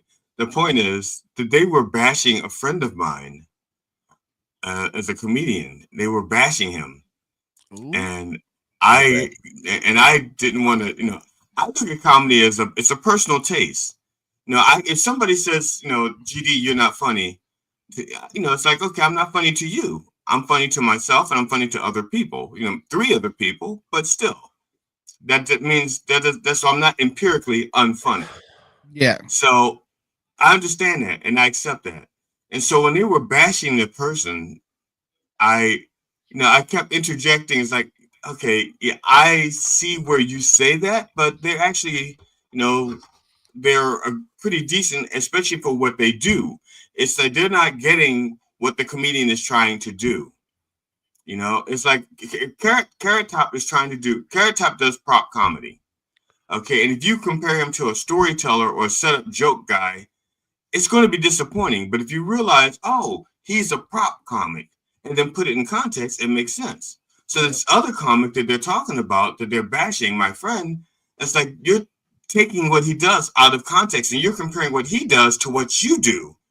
And there's no comparison, But I wouldn't come out and just say that my friend was funny. I wouldn't do that because, again, it's subjective. I said I find him funny, Mm-hmm. but I didn't outright defend it. But then someone else defended my friend a little more fervently than I did, and I felt a little bad. It's like, okay, this is a friend of mine, and you're saying, it's like, okay, all right, I got it. But you're way overdoing it. That he's my friend. Don't you oversell him. Hey, you know what though? I applaud you for at least sticking up for him at all, though, because a lot of people will just kind of either stay quiet or they'll join in. And that was it. And the funny thing is, and here's the weirdest thing: the one comic was talking bad about my friend, and someone else walks in and says, "Who you?" They said, "Are you talking about so and so?" And they mentioned him. They're like, "Damn!" It's like this group of people have such hatred. It is one of for my friend. It is one of the reasons I don't like to click up. Especially at my regular comedy club that I attend. Right. I don't like to click up for that reason because I get along with everybody. There's only 2 or 3 people that have verbally voiced some disdain about me in one way or another. Everyone else I get along with. So I don't join in on the shit talking. I either exit the conversation or I try to change the topic, because you can have any opinions you want about whoever you want. Until I get fucked over by that person, you know, I'm going to at least somewhat give them the benefit of the doubt. I might be a little cautious, but I'm not going to join in on the reindeer games and shit on somebody. That's just, you know, it doesn't help anybody out. Like, I'm just here to have fun and make people laugh. Not here to make people feel bad about it. You're not going to shit on anybody, but you'll shit on their in a bag and put it on their doorstep. No, I will pay somebody shit in a bag and put it on their doorstep. Now, there was a friend of mine. He was hosting. It was his first time hosting a Saturday show. You know, usually he got to host like open mics and stuff. So now he's hosting a Saturday show for a headliner, and it's a big deal to him. So he sent me a text, and I said, "I'll be there for you. I will be there. I'll be sitting in the front row, and I'll be cheering you on." And I went there, and this club I don't have to pay, but I do pay because that money goes to the comedians, and I respect their craft. Even if I don't respect that comedian as an individual, because I don't even ask. I don't even ask who the headliner is. One of my friends, or like saying I'm featuring for the first time, I'm hosting for the first time, I will show up and I will pay. You know, I can get in for free, but I'll, you know, because in some places I'm still like got clout. Some places, so I'll pay though. And I go in and I go into the back. You know, I walk in the back, and I see my friend, and I said, you know, he says, "You're here." I said, "Of course I'm here. I told you I will be here for you, right?" And so, and these other comedians are like, "Oh my gosh, GD showed up for him, you know, the first timer," and it's not the, you know. So and then he looks at me, and goes, "I'm kind of nervous." He says, "I'm going to go out back and smoke a cigarette." He says, "Will you let me know when I have 2 minutes to be on stage?" I said, "Fuck no." I said, "I didn't come here to babysit you. I came here to support you." I said, "I'm going to sit in the front row." I said, "You're a comedian now." I said, "You be a man." I said, "Be responsible for your own time, your own material, your own." I'm sitting in the front row. Fuck you if you can't be responsible for your own clock. And he goes, all right. Okay. I'll keep the clock myself." I said, "Thank you." There you go. I said, "I paid to be an audience member. I didn't pay to babysit your fucking ass." No. If you were going to babysit, you wouldn't have paid. You would have went in there and started working. Right. I'm more frustrated than I've ever been with technology. Play the Boomer Corner thing. My mail. One more thing, Matt. So, Steve, I'm in the back. So, because I was in the back, you know, the club talking to the comedians. So when I came out the wrong door, and I came out on the stage. and people, and half the audience was out there, and they see me, and they start going, "It's JD." Like, okay, I don't get that much applause when I'm actually performing. Thank you. That's it. Sorry, false alarm. I'm just an audience member tonight. Thank you. And I sat in my little chair in the corner. But it was just back to you, funny. Matt. Yeah. No, you were saying something that we didn't care about, Matt? Why is Gallagher trending? Gallagher's dead, and it's like which one is it? Him or his brother? I think they're all dead. They all died together. They died. It's like a mass suicide. They drank the flavor performed together, died together. I don't know. They hit each other in the head with a giant mallet. Ooh, each other mutual suicide. They had to do it simultaneously because if they did it in a line, they're performers. They know how to do it. Yeah, they have to go like to be in a circle and go like 1, 2, 3, mallet. Yeah. Freebird is also trending, which makes no sense. What is? Freebird. Now, do you think when they did the circle mallet that they were all wearing an apron so they wouldn't get the blood splatter on themselves? No, they just covered everything in plastic. So this fucking email thing, my regular email that I send out stuff from is not sending from my computer. It'll send from my phone. But I get SEMPTY problems. Restarted the computer, reset the SEMPTY settings. Is this the Gmail one or the .net one or the optonline.net one? But so Mickey sent me a thing that Russell didn't get the link. He got the link because I sent that from like 4 different places on Sunday. And Calendly, where you sign up for it, sends you a link in the notes. So he didn't check his spam folder. But I couldn't tell Mickey that he's been sent it and check his spam folder because I can't send Mickey an email because my dopey thing isn't working. So I had to open up different. Well, okay, Russell, if you're listening, check your spam folder. Right. And so, and then I had to go to Facebook and get in touch with Mickey and say, well, tell him this. But I also sent them from info@minddogtv.com. And Calendly, I just, I just want to put shit in a bag and light it on my own steps. Or you can pay somebody to do it for you. Really? I would pay someone to step on the bag because that's the problem. The problem isn't the burning shit on your step. The problem is people stepping on the bag to put the fire out. Well, this service doesn't actually light it on fire. They just mail it to somebody and they put it in a package. So they open it on the table. On fire. In that case, you might as well just send a dead fish. What's the? There's different services that'll send different things, man. There was a guy that was teasing me about something way beyond its expiration date. Did you do something stupid and people at work tease you and then everybody stops teasing you? I've never done nothing stupid. How do you say I know how it is you do something stupid? I never done anything stupid. I was talking to Steven. I didn't say Matt. I'm looking at him. I'm looking right at Steven talking. I'm a little touchy because of this whole email thing. Yeah, you do you work with your email. So this guy was teasing me beyond the expiration date. This spinning ball. Everybody else has stopped teasing me about me getting sick and blowing chunks on the cruise. Okay. So this one guy at work was still teasing me 6 months later. Everybody had stopped. And I said to him, look, it's not funny anymore. I said it's not funny, it's not offensive, it's just old. Just find something new. And so he just kept going. I said, I'll tell you what, if you don't stop, I'm going to retaliate. And he's like, oh, like, what are you going to do? And I said, well, one, I'm going to probably fuck your wife. I said, or, oh my God. Yeah. His wife was hot and she liked me. So it was not an idle threat. And I was single. So it was not an idle threat. Oh no. Yeah. It was not an idle threat. I was, as a matter of fact, the night that she and I hooked up, it was like at the last minute. So you still fucked his wife? No, we were just making out.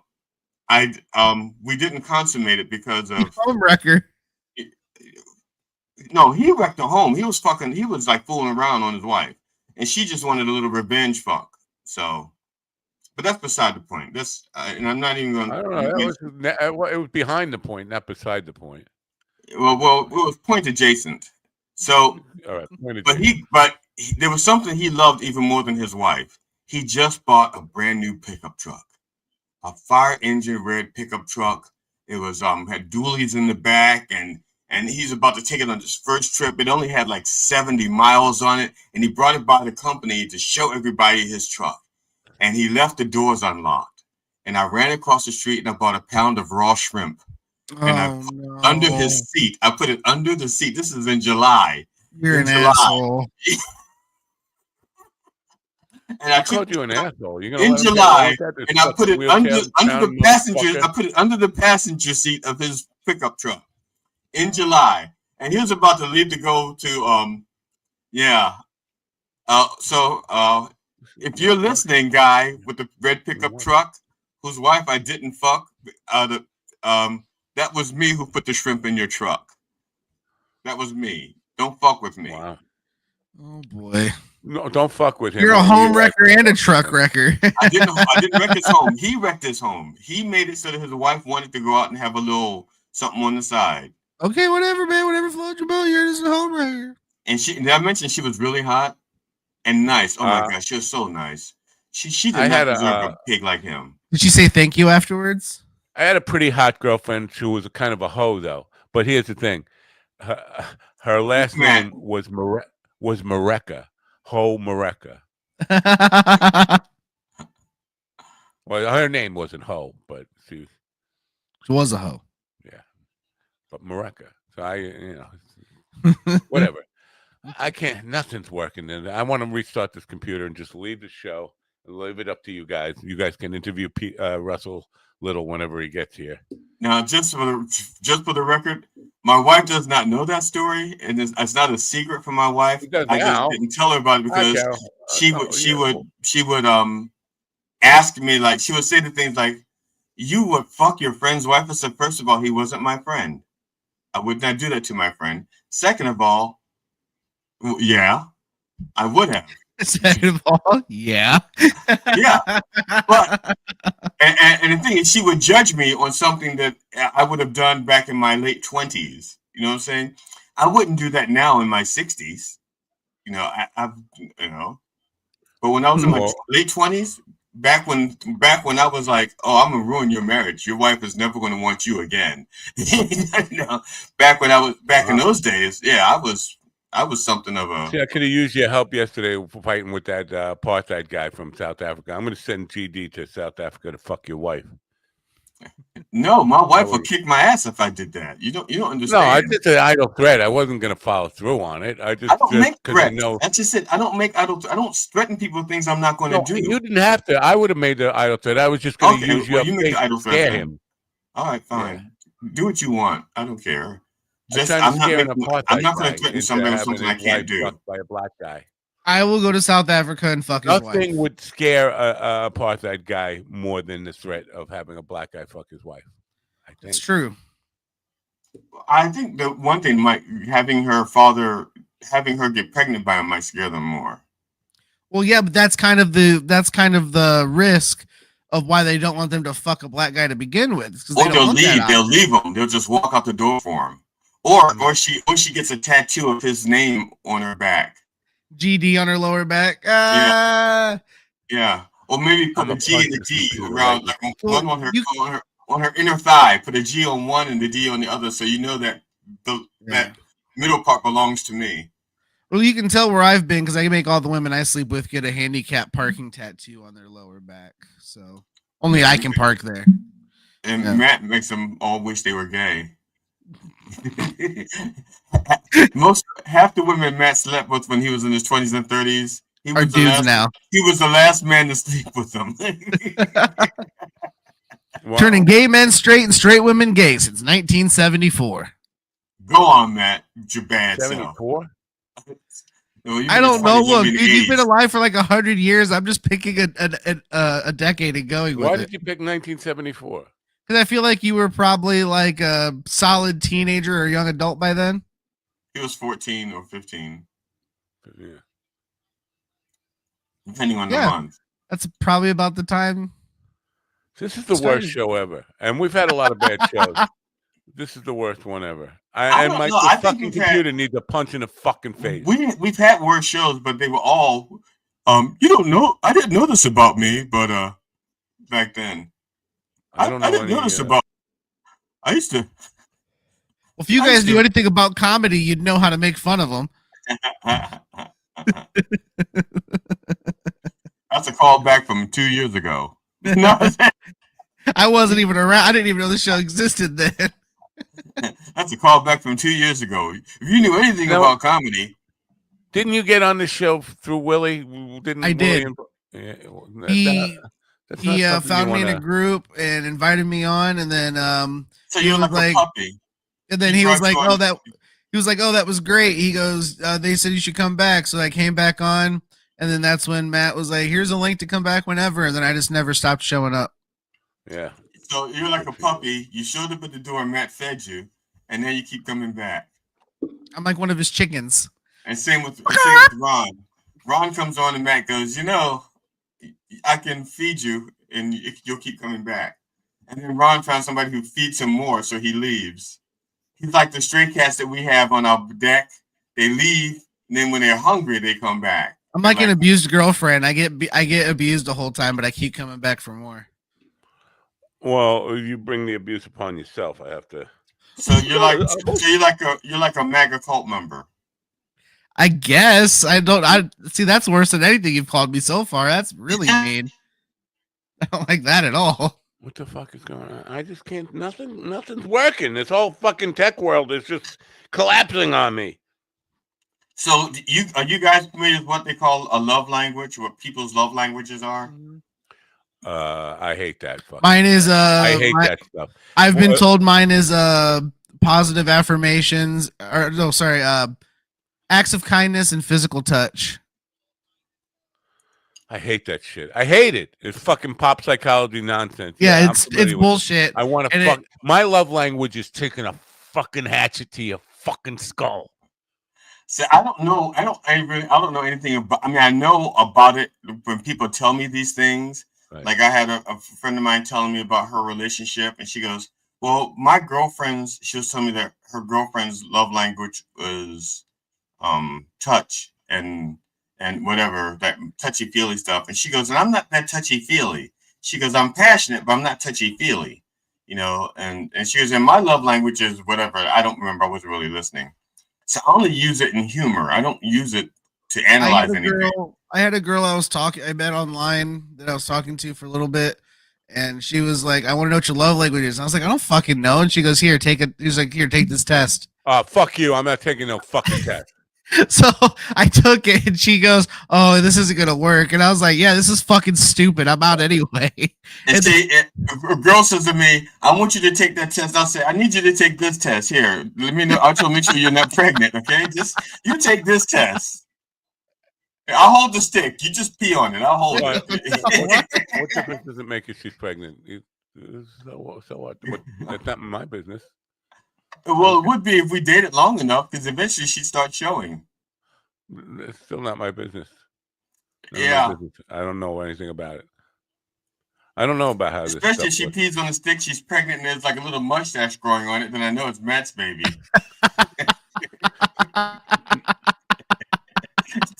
She pees on the stick and gets a little mustache and a mole. And I go like, "Oh, fuck, one of Matt's babies, damn it." Every time Matt gets someone pregnant, the pregnancy test grows a little mustache. They pee on it, and those hairs grow on it. It's like, all right, hold on, I gotta pee on this. Oh, no. Oh, no, shit. Oh, God. Well, it's the same Matt, she fucking told thing. me you were sterile. I thought I cleaned it. I washed it. He said, "No, it tastes sterile. Not it is sterile." Did you say sterile or Cheryl? Whatever. All right. Tastes like So, Cheryl. have any of you guys ever called a woman by the wrong name while, Yes. doing yes. Doing all that? It's cunt the wrong name? Oh my God. If that's not her name, shots fired, cunt. No, if I have somebody at the door waiting for me. Hold on. Oh, there they are. They're knocking on my front door. Nice set of cock you got there. I know. Well, there's no cocks there. There's all hens. Oh, those are all hens? Hens. It was a video that went with this, but I couldn't load it up. Anyway, that's what I woke up to. I opened the front door, and there's 4 fucking chickens sitting there. But yes, I did call a girl a wrong name one time. When I was single and I was kind of juggling multiple girls, and they looked very similar. Whoa! Why would you be juggling girls? That's first of all, that's how big. I can't walk, so I got to impress them with my upper body strength. I said, how small are they that you can juggle them like that? About $1.25. Okay. Yeah, but yeah, it was just one of those things where they looked very similar. They even drove similar cars. They just the one I just like. I don't know why. I don't even know why it happened. It just happened. And she was like, "Fucking what?" And I was like, and then it kind of ruined the mood, and she left. But it happens. Okay. Now, I think Mickey's going to be a little upset about this whole thing with the Russell not being able to connect today and the email stuff. But again, it Calendly sends them. I sent it through info@minddogtv.com. I sent it through my regular email. Yeah, just check his. Wouldn't you, if you scheduled something, wouldn't you be checking all your folders? Wouldn't you just do a search on your mail and say, "Did I get something from?" What is that? Well, no, that's okay. That wasn't supposed to pop yet, but yet. That's some furniture I made a few years ago. It's a coffee table I made Out of a wire spool, right? That's no, what that is. no. That's No. That's not a wire spool. That's just round wood. Just wood that cut round. But those 4 tables, the 4 small round tables, pull away from the main coffee table. And those shelves, I put DVDs underneath the bottom of it. So there were 6 satellite coffee tables. But my living room was so huge. You don't even drink coffee. Yeah, but I call why it do a you have coffee table. tables and end tables? Well, my living room was so huge that nobody could reach the coffee table in the middle. Wow, so I had those small tables. So when I had company, if they needed a table, they would just pull one of those small tables to their lap, and then they could like have a instead of a tray, a table. To set but you had to make that. We could have just went out. Yeah, I made it. I made all that. You could have just went out and bought, just picked up a spool off the side of the road and varnished it and sanded it down, and would have had the same result without having to do all the work. Yeah, that would have been as fun to do. Yeah, it wouldn't have been as fun to do. Yeah. Fun. Yeah, This is before I did woodworking. Woodworking and metalworking is super like almost like meditative. Yeah. Like get in the zone. 100%. Yeah. Yeah. If matter of fact, that's the one thing. This is the one thing I do miss about my past life is that I don't make furniture anymore because I don't have any place that I can make it. Because I missed doing metalwork with when I was younger, like with my family, like building gas tanks and fenders and shit. Like getting into the zone and just pounding on metal for a couple hours, like makes you feel good, gets rid of your anger. It was good times. Yeah. So that was my coffee. That was my living room coffee set. It looks good, man. I like it. Oh, thank you. Yeah, it's. I mean, it looks. The finished product. It looks like something like at a store. Yeah. No, I'll be honest with you. What I want to do right now, I want to dial a number and say, could you put shit in a bag and put it on that fucking coffee table? Wrong, because when we sold our house, the people who lived there asked if they could buy the set, and which was fine because in the bag? Huh? Without the shit in the bag? They They wanted bought it with the shit in the bag. Yeah, they bought it without the shit in the bag. That was nice of them. So go for the I did a lot of. and get the shit in the bag. The house that I lived in, the house I lived in where I made that, I redid all the woodwork. I mean, there was like I built wood cabinets into the wall. I built and I did we did the floors and even though all of the woods were different, like the floors were one wood and there's like oak and pine and ash, I made all the finishes match, so the floors and the cabinets all had the same shade enough. It was beautiful work. I used to do beautiful woodwork. So what I did not know this was gonna be the show that GD finally comes out and admits he's gay. But here it is. Well, I'm glad. Do you feel better now? You feel I don't know. You feel liberated. Liberated. Why wouldn't I? I don't know. That's a good answer. The closet might have been a safe place for you. The closet was probably crowded with all of his interior design and furniture. Yeah, maybe. Sure. Yeah, that's right. I'm gonna have to hire a tech to come over here and smash this computer with a fucking sledgehammer, and then it will be fixed. Have you tried unplugging it and plugging it back in?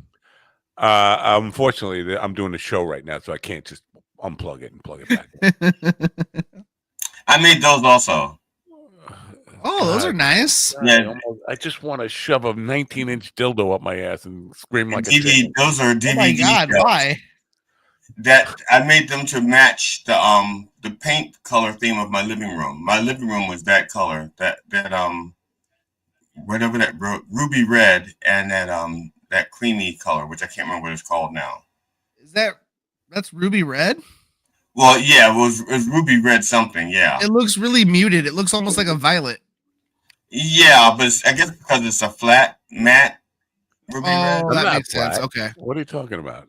I'm not. Yeah, but I made those also. Those are my DVD. My DVD. I don't see. Now, did you prefer doing a matte finish over a glossy finish? Depends what I'm using it for. What the fuck you guys are talking about? Because I don't see any purple, red, or anything in there. I don't see anything remotely, any kind of view that is a warm view in there. It looks gray. No, that's the base. That's my basement. Oh, that's not my living room. That's my basement.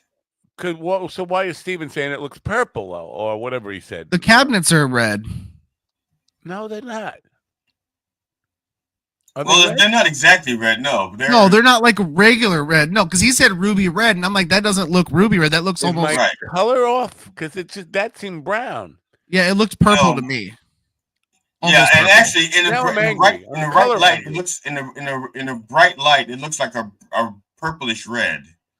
But that, yeah. All right then. Yeah, I used to make my own furniture. So pretty much, I think we can just assume that Russell is not gonna. He gave up, right? He just gave up. I would back to bed. I don't think I have any other furniture in there that I made. I made this thing. I made this ironing board caddy that was really cool. It was huge. It was. Wait, your ironing board plays golf? Yeah. So what is this? A lot of problems that people have with ironing is that they don't, they pull out the iron and pull out the ironing board, and I had this.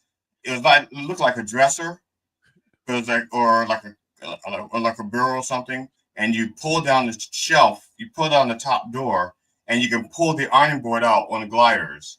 And so everything was there already. The iron was there, set up. The ironing board was there, so you could just iron, and then put it all back away. You didn't have to you didn't have to put an iron away and stuff like that. And then I had like another drawer with all the sewing stuff, like all my sewing needles and my sewing machine and stuff like that. You're just tuning into Ironing with GD. Welcome to the show. Stephen, when was the last time you ironed anything? Yeah, exactly. No, hold on. My point. No, hold on. I did. It was. Wait, you did? October of last year. October of last year. Wow, it was for Halloween. Was it for Halloween? It was for an event with my ex-wife, and I had to iron a shirt to look presentable. Is he your ex-wife? Yeah, I mean, I know you're not with her anymore. We're legally separated. Can't stand you. Separated, and the paperwork's been filed for the divorce. Yeah. Wow. So, what's the grounds? Is it no fault? Is it abuse? Is it neglect? No fault. No fault. We might not even have an actual court date. We might just waive that and just have it signed off. So I'm just so surprised because you were all lovey-dovey.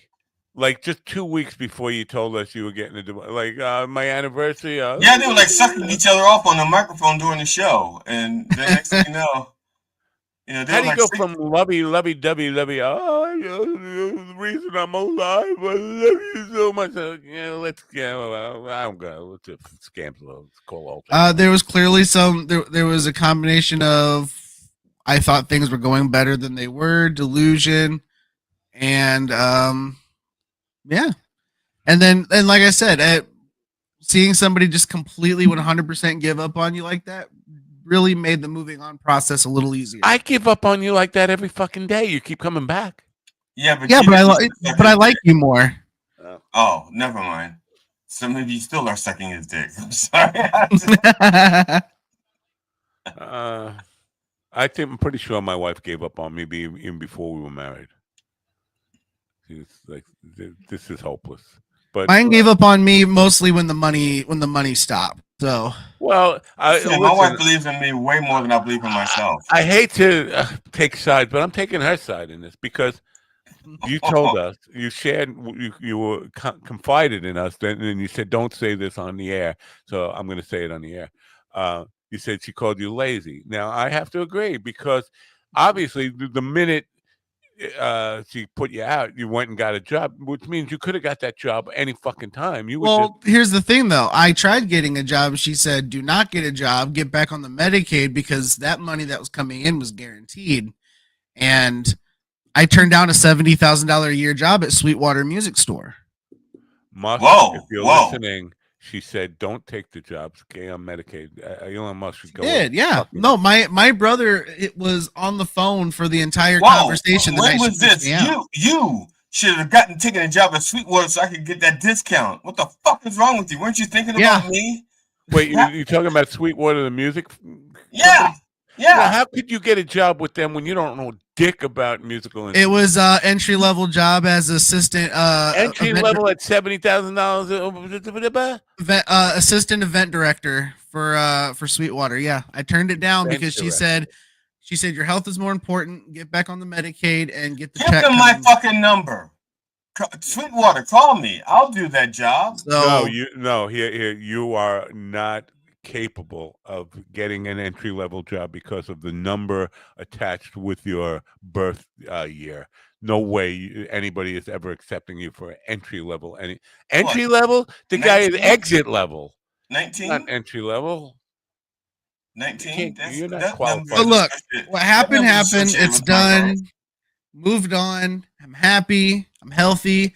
I'm better than I was. I'm in better shape than I was. I'm healthier than I've ever been. Everything's fine. Hey, Sweetwater, don't listen to Matt. Just because I'm 65 does not mean that I'm old, okay? Oh, as soon as I get a vehicle, black don't crack. Black don't crack. As soon as I get a vehicle, I'm gonna try to get a job there again because the benefits are amazing. They take care of their employees, and plus, now that I'm picking up bass guitar, the discount would indeed be nice. Sweetwater, don't hire Steven. He's white and he won't check any boxes. I'll check boxes for you. That's not true. I was just as much of a DEI hire as you were. I just marked up the different boxes. I can mark off the dreaded box. I can mark off the black box. I can mark off the aged box. How about Jack in the Box? Oh, they used to be, 2:00 in the morning. They used to be really, really good. And when you were stoned, when you were fucking 2:00 in the morning, you go to Jack in the Box. 4:00 in the morning, you got massive diarrhea. Well, actually, when I was younger, it took a lot. That didn't give me diarrhea. When I was young, I had the kind of bowel system where I could digest anything. Yesterday, the dog took 4 when I was in my 20s, I could eat diarrhea and not have diarrhea. That's how good my stomach was. Yesterday, the dog, or was it Sunday? Sunday, the dog took 4 massive dumps. 4 fucking massive dumps out there. And I'm like, how do you do that? I'm so fucking jealous. The dog took 3. One of them was Matt's. He just blamed it on the dog. No, I wish. He missed the toilet. But so my wife says because she's eating the cat food. She's eating the cat food. But the cat food is not like, even if you ate the whole bag of cat food, that wouldn't even make 4 massive dumps. I mean, so how do we get on the dump? Oh, it's diarrhea, the Jack in the Box. Jack in the Box still around? I don't see any. Yeah, they're still around some places. Yeah, but because they and the funny thing is, Jack in the Box never said that they were Mexican food. They just sold tacos, Yeah, they never claimed. I never heard them considered Mexican. It was clown food. It was the Jack. Yeah, Jack and a box. But those $1 tacos, I mean, we used to go there like late night, stoned out of our fucking minds. Because in Columbia, Maryland, they were the only thing open after 11 o'clock p.m. Did I tell you my Jack in the Box thing? Well, go ahead. It's probably an Ibit, but tell us. It is an Ibit. I'm pretty sure the people in the audience I've told this on the air before. Ibit. But today, according to Facebook, 10-year anniversary. Did you say Ibit first? Been friends with Stephen Heller for 10 years, according to Facebook. Now, I've known Stephen Heller since 1967, so I think it's a little more than 10 years. I was working at a Merritt gas station overnight shift while I was doing the bad thing. I was like 19 or something, working in a Merritt gas station. Across the street was Jack in the Box, and since I was working the late shift, my friends would come up and hang out with me. Merritt gas station was like, it was like an OTB window. People just come up and say, no, $20 on number 2, and then they run away. And so that's all it was. So my friend's coming up, and we're getting high, and there's a Jack in the Box across the street, and they're gonna go over in Jack in the Box and get some food. And I'm sitting there, and nobody's coming. And I'm looking across the way, and they're just standing there at the counter for fucking 10 minutes, 15 minutes. Nobody's getting their order. So I called up Jack in the Box. And I put on my Cheech and Chong. Listen, man, there are 2 people at the counter. One person has a machine gun under his coat, and the other one is holding bombs. Do not serve these people, no matter what. And I hung up and waiting there, and all of a sudden I see cop cars pulling in the parking lot, and then I see a SWAT vehicle pulling in the parking lot, and then cops on the roof. And then cops inside the place, and they get behind they're both standing at the corner. Place is empty at the counter. Place is empty except for my 2 friends and about 12 cops. And Joe Mignani is one of the guys, and he's got a pound of weed in the back of his pocket, in the back of his coat, stuffed in the back of his coat, and the cop right behind him. And he's like starting to get a little nervous, like, what's with all these fucking cops around here? Now I'm across the way and I'm fucking like, I'm laughing my ass off at this because they're fucking about to get fucking ass raped by Suffolk County Police Department. And finally I see the cops just like throw them against the counter and start manhandling. And I'm like, yeah, this is fucking perfect. I was stoned. I was a kid. And so they detained him. Ago. Yeah, they detained him, and then they're over there questioning him. And the cop says to Joe Mignani, he says, "Do you know anybody who might want to prank you like this, or set you up for something like this?" And he looks across his head, and he just sees me laughing. And I can't think of anybody who might want to do something like that. So, but anyway, so the cops actually found a pound of weed in the back of his coat, but they let him go because of the circumstances where it was like unwarranted search. And it wasn't really unwarranted search and seizure. It was just a setup or SWAT setup. Today, I would probably be sent to El Salvador for something like that. Yeah. But then they came over, and now I'm expecting my food. They ordered a couple of cheeseburgers or whatever. They just came over and they just said, "Fuck you!" and took off. So I never got my cheeseburgers. Yeah. So you went hungry. Was the joke worth it? No. Yeah. So I know my brother he used to never lend me his car. You know, I did this when I was 16. I didn't have a car, so if I went out someplace, I had to use my mother's car. And my mother and I had an argument. My mother goes, "You can't use the car." I said, "Fine, I won't use your car." Now I had a date and no car, so my brother decides to be benevolent for some odd reason. He goes, "You know, Glenn, you can use my car." His Mustang, his 66 Mustang, which he always kept like $2 worth of gas in it at all times. That's it, you know, and that was a guzzler. So I get in the car and I put gas in it, and I'm driving in my neighborhood, which is an affluent neighborhood, you know, pretty much all white people except for us. And I'm driving through, and the police pull me over, Howard County cops. They pull me over. And they get out and they say, "Mr. Fenderson." And I said, "Yes." And they said, "Please get out the car." I said, "Okay." So they called me by my name before I even pull out my license. So I have my license ready when they pulled me over, but they hadn't looked at it. He said, "Mr. Fenderson." I said, "Yes, please get out of the car." So I give them my license, but they don't look at my first name. They just look at the name Fenderson. And they said, "Mind if we, you know," they said, "What do you have in the trunk?" I said, "Nothing." They said, "Mind if we look?" I said, "No, not at all." So they go looking through the trunk and they don't find anything. And then they're starting to get angry and they're starting to get belligerent with me. And they're starting, Mr. Fenderson. They still call me Mr. Fenderson, and they're getting angry and they're like tearing the car apart looking for. It says, "Look, we know that you're carrying drugs. We know you're carrying drugs." I'm like, "No, I don't do drugs." And they're like, "Oh, bullshit." So, right, this is bullshit, blah, blah, blah. And after about a half an hour, they don't find anything. Then they looked at the license and they finally see there was Glenn Fenderson that they had, not Ralph Fenderson.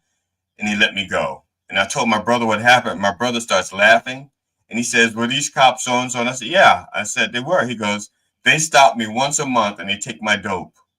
And he goes, "And today's the day that they usually stop me. That's why." Yeah, that's right. And my brother said, and I said, "And that's why you let me use your car?" You fucking. I mean, at least I got to the date. It happened after the date, but when do you see you screwed up? Huh? You screwed up. How did I screw up? The minute they said Mr. Fenderson, you should have said, "No, 3/5 of Mr. Fenderson." The other 2/5 they're driving a Volkswagen. I think I was 17 years old. Yeah, I was 17 at the time because the girl I was dating, I was 17. Was Ralph older or younger than you? 2 to 3 years older than me, depending on the month. Oh, all right. At one point, we're all like, bop, bop, bop. We're all like 1, 2, 3, 4, 5, 6, 7, 8, 9. At the right time of the year, the boys were all 1, 2, 3, 4, 5, a year apart. And then my sister was like 6. She was like 6 years older than me. Joe Mignani, as I mentioned, the aforementioned Joe Mignani, he had a sister who was 30 years older than him. His father was a weird fucking dude. He had 5 kids, and over like a 50, this is weird how his mother was still able to conceive like for so long. But he had the age ranges. I think the oldest one, when we were in junior high school, the oldest one was in her 40s. He had a couple in the 30s. Then Joe, and then his younger sister Teresa, who was like in elementary school. Like, how do you have fucking kids? That's like Mrs. Florence across the street from us, Miss Costley. Her name was Florence Costley. So we used to call her Mrs. Florence. But Miss Costley, her oldest kid was older than my mom, like 37 years old. My mom was 35 when my father died. So her oldest kid was like 2 years older than my mother. Her youngest kid was 2 years younger than me. Right. I mean, she was like fucking and having kids like over generations. I mean, generations, like 31 years between the oldest and the youngest kid. And she had like a dozen kids in the middle there. Yeah. So the singer in the band, Debbie, she was the niece of Teresa, who was Teresa was 6 years younger than her. Aunt Teresa was 6 years younger than her. Yeah. That's how Abram was like when I was 5 when I met Abram, so he was 4, and he was 4, and all of he had a sister that lived next door to him, and his sister was in her 30s, and she had like 7 kids, and they were all like, way older than Abram, but they were all calling him Uncle Abram, and it was like it was blowing my fucking mind that he had nieces and nephews that were old enough, that were like way older than him. Yeah, just weird. I can't imagine because all my uncles were like ancient. Even by the time I came around, they were all old people. And you had uncles. Did you also have uncles that really weren't related, but they were just so close to the family that they were uncle or aunt so and so? Yeah, lots of them. But I had uncles who who were dead by the time I was born. I had one of those. Uncle Bubby. Yeah, several of them, and I had about 5 Uncle Bubbies. Yeah. And I don't think any of them were related, Uncle Boobies. And I had an Uncle Midget. Uncle Midget? Uncle Midget, who was a midget. Thank God. Because I'd hate to think he was like 6'5", but he was the shortest of his brothers, so they called him Midget. No, he was small. I remember getting ready for kindergarten, and Uncle Midget was there, and he was shorter than me. Kindergarten. Lots of people like that, like uncles and aunts that weren't related. Very confusing to grow up like that. Like, who's my real? Well, the real fucking uncles and aunts, please stand up. So, doesn't look like Russell Little's going to show today. Obviously, it's late. Even if he does show, we don't have time for him. It's past time now. Local time is 11:07 a.m. here in New York. In the New York area. Do we have time for showbiz news? No. Well, yeah, that's fine. So it's time to take off anyway. It would probably you got to take off. That would be almost. Here a couple minutes. Take off. I don't know. Don't do it on camera because nobody needs to see that. That's it. Take off to the Great White North. Stop it. Because then, so probably would do to the white balance of my camera. It probably would behoove me. This would be a first thing and I don't behoove a lot. I don't know. That's really mean to the horses. That's really mean to the horses and cows and pigs. Yeah, I don't know if you know this, Bobby, but I've never behooved before. I don't know what that means. That means that's when you take your feet off of pigs and cows. Send an email to tomorrow's guest today to say, I should contact them today and say, you're going to be here tomorrow. Because if not, I just won't show up. I'll just leave you two guys to fucking deal with this nonsense that I set up. Who do we have tomorrow, Johnny? Do you know? Do you know who we have tomorrow, Johnny? We have people. No, here. See, this one, I shouldn't even have to send a link to this one. Nancy Orlin Webb, W-E-B-E. I'm wondering if I just left the Weber. And Queen Brittany Wise. Huh? And Queen Brittany Wise. Yeah, Queen Brittany Wise is a comedian, but Nancy Orlin, Orlin Weber, I don't know, Weber. She's a psychic detective, so I shouldn't even have to send her a link, right? She should be able just to psychic her way here. Nancy, you should hear me talking now. Nancy, I know you don't have a computer on, you don't have a radio on, you got no way to actually physically hear this, but you're hearing me, you're feeling me, right? I'm saying, check in, let me know you're going to be here tomorrow. What about that? And Queen Brittany Wise, I'm not even sure if I have the right one. Again, another one who doesn't put any information in the calendar. I don't even know if I got the right Brittany Wise go ahead. I dare you to Google Queen Brittany Wise and see what you come up with. You're going to come up with some weird stuff. Let me tell you that. Porn stuff. Friday night, no, Saturday night. Saturday night, I gave the information to a comedian, the headliner. I talked to the headliner and I gave them the information to be on the show. And oh, great. And I'm surprised that, and she's a New York comic, and I thought that she would have reached out by now. Maybe she did. How do you know she didn't? Because you didn't say anything to me about it. I didn't know. She wouldn't say it was you, right? Or that you recommend, or would she? I don't know. Just watching women show off their legs on this computer. I don't know why they're doing that on my computer. I think her name is Jessica Levine. I think that's her name, Jessica Levine. Maybe let me check. Let me check the calendar. Maybe that sounds familiar. I think we might have Jessica. What'd you say, Levine? Levine, I think Levin. You know, there's a thing with this with this whole Levines. You know this thing. No.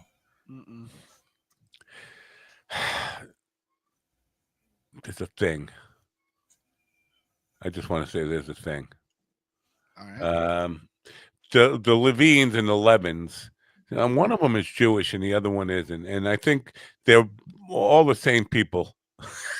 They just she's not Jewish. I think she was like raised like a Reformed Catholic or something, but she's trying to hide their Jewishness by leaving off the E.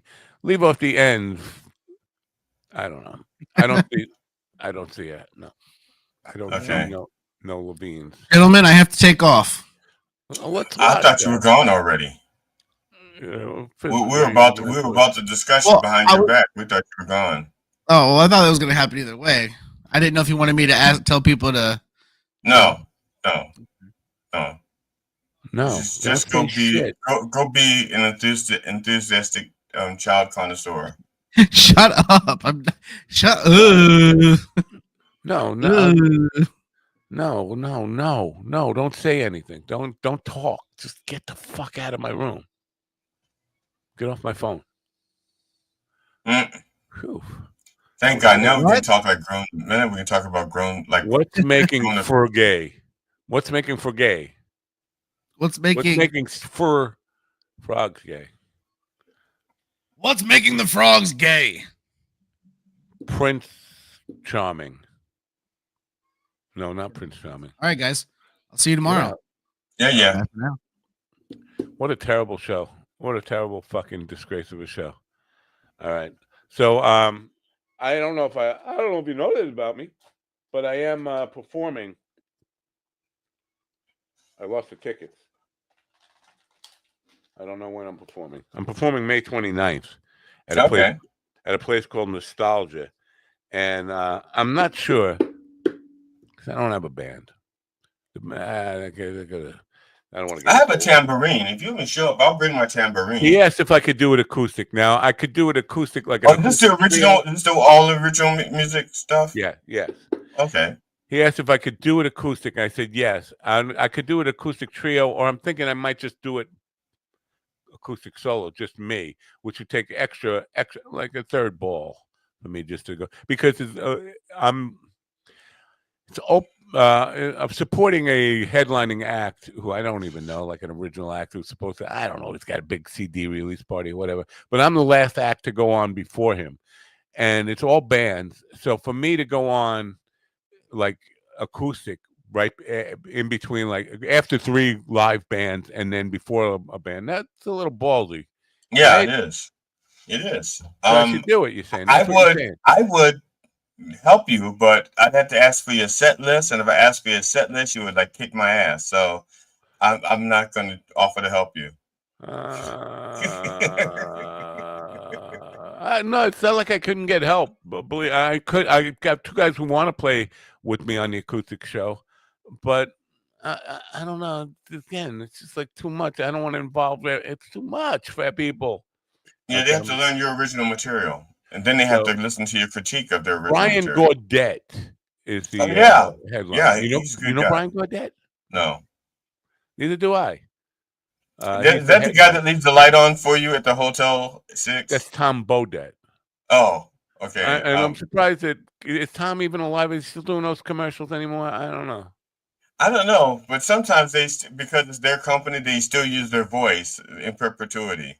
I'm Tom Bodette, and we'll leave a light on for you. Right. Anyway, tickets are $10 in advance. It's $12. No, this is not enough an incentive.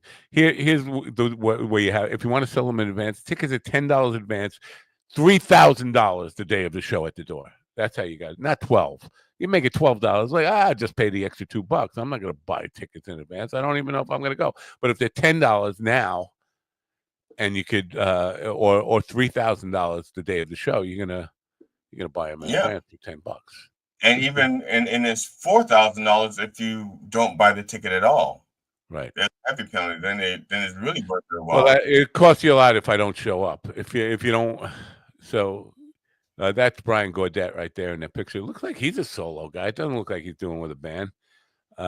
Could be a close up. Right. And you see my big logo right there on his shoulder. You see that? Matt and the Manatees. Oh, okay. So who are the Manatees? The Manatees are they're not showing. Listen, there were Manatees. Bill's a Manatee. Sal Vivo is a Manatee, but I haven't talked to Sal in like 4 years. Matt and the Manatees. Go to you're not on my Facebook page for Matt and the Manatees? I don't know. All right.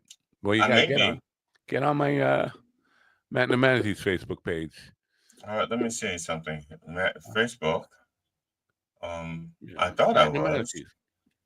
Okay, Matt and the Manatees. Let me see something. So I think I'm going to get my email fixed, and then I'm going to contact these people who are supposed to be on tomorrow and remind them that they're supposed to be on tomorrow.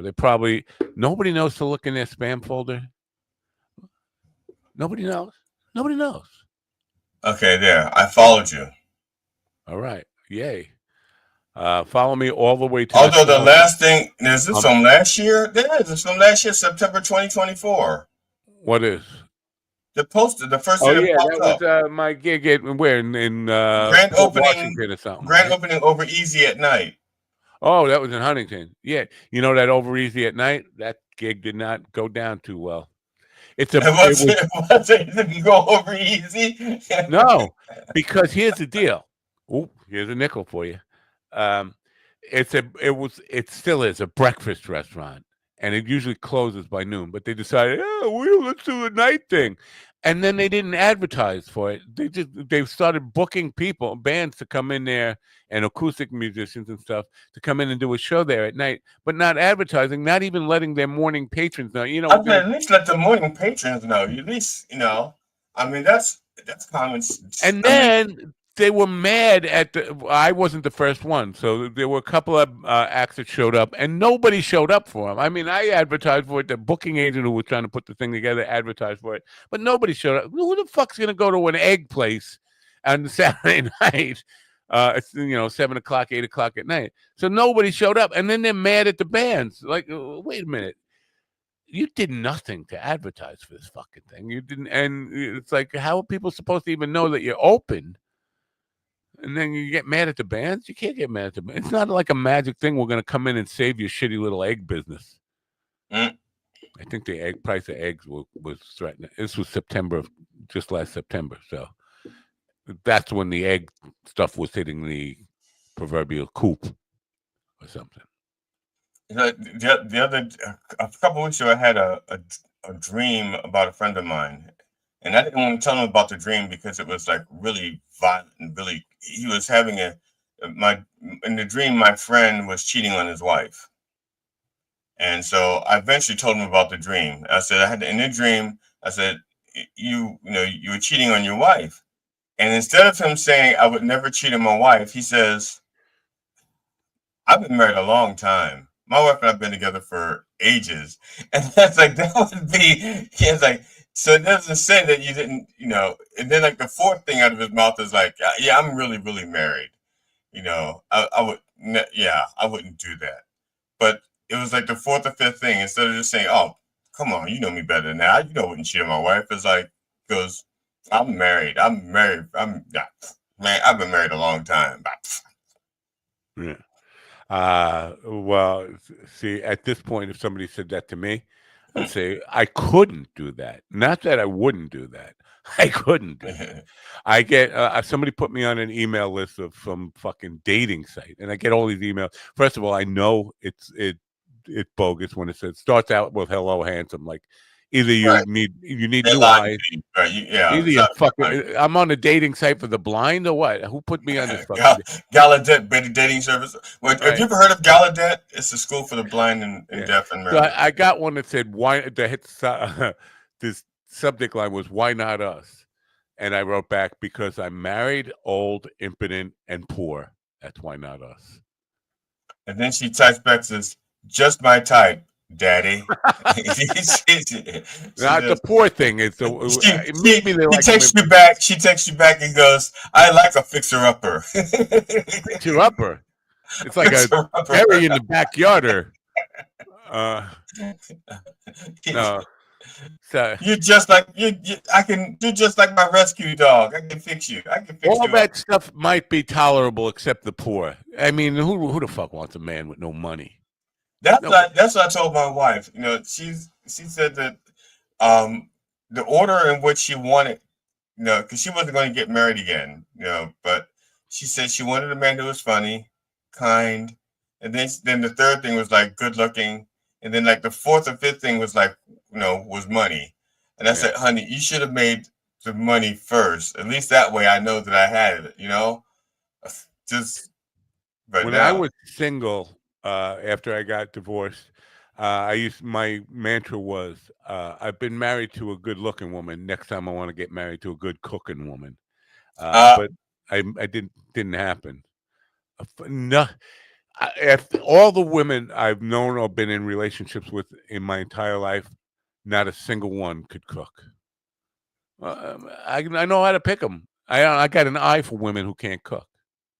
That's all. Well, they usually are what 12 pounds because they don't eat. They're not eating.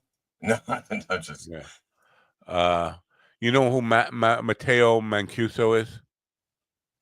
Yeah, that's a wrestler, isn't it? Isn't that the wrestler out of Argentina? He's a guitar player.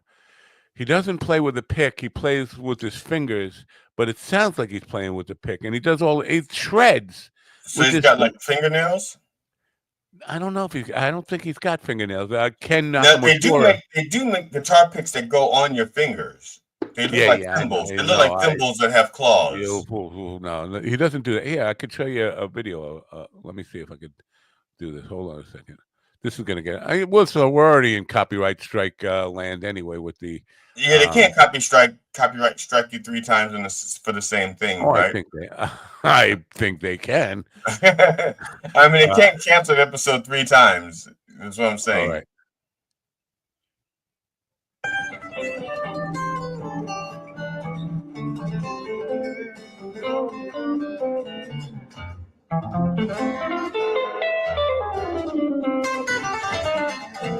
That's Tommy Emmanuel he's playing with. That's just picking with his fingers. Which one? The one with the acoustic or the electric? All right, let me end it here. How do I stop this? All right, stop. Shut up. All right, but yeah, it's wild how we can shred like that. Like I saw Jeff Beck. Guitar players do that all the time, right? And that's the whole point of flamenco. Not shredding like that though. That's weird. I mean, that whatever you call that jazz fusion stuff. But I saw Jeff Beck. Now I've seen Jeff Beck. I saw him live 3 times, and he never used a pick. Then there's this clip of him playing Scatterbrain, which is the original of his, and it sounds like he's playing with the pick, and he's doing this, but you don't see a pick in his hand. And then he got like open hands, and so obviously there's no pick there, and he's doing the finger stuff. And then it goes back to this, like, how does he make it sound like he's got a pick and he's just hitting with like a bare hand like that? It's just very weird stuff. That's like doing that. Maybe he's got the attack. Maybe he's got the attack high on the strings or something. So you hear the click. That was the thing on my. I used to have the attack set really high on my settings. Yeah, like, I don't know. I mean, for me, playing, it's hard to get enough volume out of anything without playing up electric guitar. You're playing the lead and all that stuff. I could do some stuff with my fingers, but it's just getting that tone in the sound.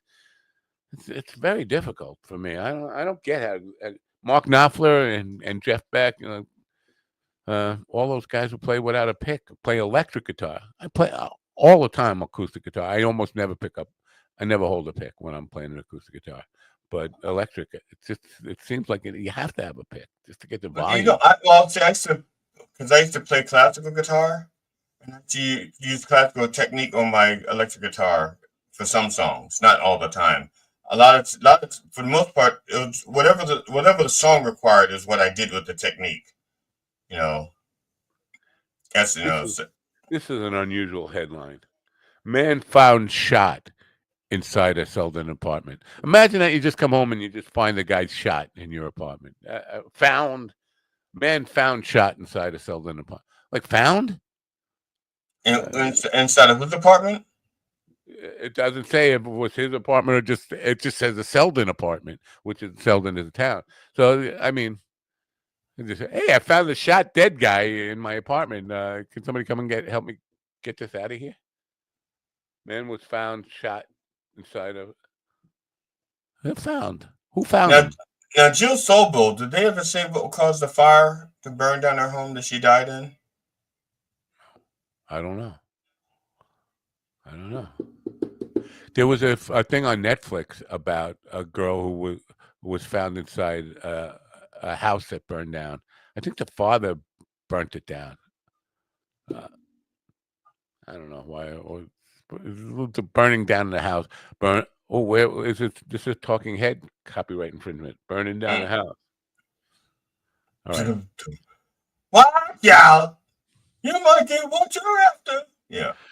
So I apologize once again to the audience for the shittiest show on record, because the other ones aren't on record. But we'll try again tomorrow. Maybe we'll have some guests for you tomorrow, because you're sick of listening to GD talk about his furniture making skills, right? I mean, that's so next time, instead of furniture making, I'll bring up something else I used to make. Yeah, you're going to be talking crafty stuff tomorrow, like macrame or whatever, knitting, crochet. What are you going to be talking tomorrow? Babies. I used to make babies. Babies? Actually, I don't have any kids of my own. That's a fib. But the Joshua Southern. Why did I? Oh, Joshua Southern. Well, I'll tell you what. I'm making a list of people to attack for the Reverend. If you don't have kids of your own, maybe we can get Stephen to share some with you. He's got a truckload full of them. I guess I could get rid of this Beyond Classified intro, right? Because I'm never gonna use that again. I guess. Stephen Ortiz. Why would I use that again? I could get rid of that. Maybe I'll do a paint show tonight. Maybe. We'll see. All right, I'm getting out. Oh, I've got a thing. What kind of thing you got? Oh, tonight is I'm recording my Done Way Past Funny, and I got John Beavers on tonight. Oh, I thought that was recorded and you were just publishing it today. I'm recording. No, I did record Big Rick's, but I'm editing it right now. So he's so you record these things at night? Whenever it's available for them. Wow. Usually, it's afternoons available. Fine, Because I've seen you at night, and generally you're not the same. You're not the same when you're hungry. You need a Snickers at night. You're low energy. You're better in the morning, is what I'm saying. I have to have an afternoon nap. If I don't get my afternoon nap, then I will drain. I will be like wiped out. Afternoon delight. Now, now also, if I don't get my afternoon nap, then I have to catch my second wind. Because it's a dip. It's a dip in my personality and my energy, but it will come back up on its own, even without the nap. Right, but with the nap, again. better. Say afternoon one more time. Afternoon. Afternoon delight. Yeah. I have to do that every time you say afternoon. Well, it's not Adam, it's not live. If you go to my my YouTube page or the Spark TV, their episodes are done way past funny, and they're interviews with other comedians. I record them. I record in advance, and then I broadcast them later. I've been advertising that we're on Spark TV since like 3 weeks after you got on the program. And I didn't know you were on Spark. Why didn't you say something? I didn't know you were on. I knew you reached out to him. I could have sworn I had set that all up, but apparently not. I don't know. Okay, because I didn't know you were on Spark TV. I thought we were on Spark TV. And I've been saying it's in the kind of description for like 3 years now. I thought we were there. Apparently we're not. Or if we are, well, I can't find us there. So yeah. I didn't know. Yeah. So Adam, to answer your question, it's not live. I record them in advance and then I release them later onto YouTube. On my YouTube page, CD Fenderson CFH. And in case you're wondering, he does like a 5-minute interview that he edits into 12 hours. And so you can go to my YouTube page. You can go to Spark TV, Spark TV is like a month or two behind my YouTube page, or you can go to Knob TV, KNOB TV, and that's on Roku. Knob. Yeah, KNOB TV on Roku. I just got a thing from Roku. I have to reset up the Roku channel. I got just compliance issues or something, so we're not on Roku either. But we gotta get back on Roku. I'll get somebody. Now, the people who run Knob TV were supposed to have been getting on this show. I reached out to them and they said they were going to do it. They were excited to do it because I told them because Knob TV, they do a lot of music videos, pretty much local, unsigned artists. So, and they have some, decent bands on there. Some, is it KNOB or NOB? KNOB, like Knob. Knob TV, yeah. Knob TV, yeah. And that's they have a YouTube channel, but they're also on Roku. Now, I'm not on their YouTube channel. I'm on their Roku channel on television. That would be weird. Why they wouldn't be on both? I think the difference is the Knob TV on YouTube is like all music videos.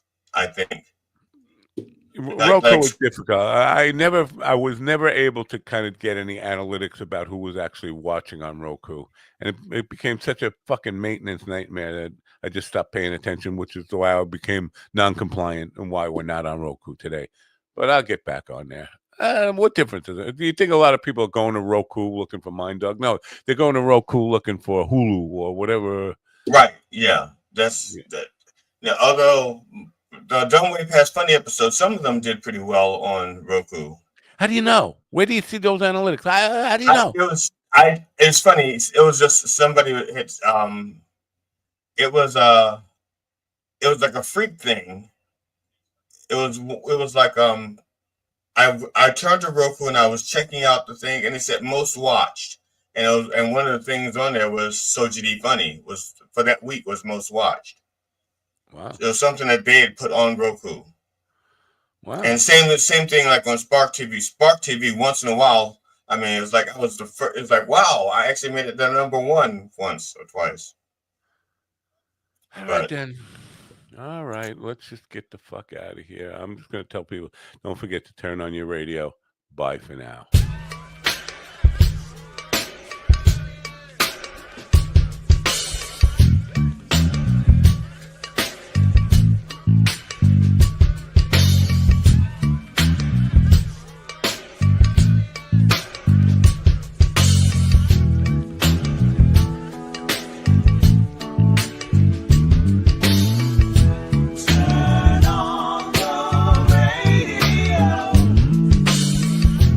I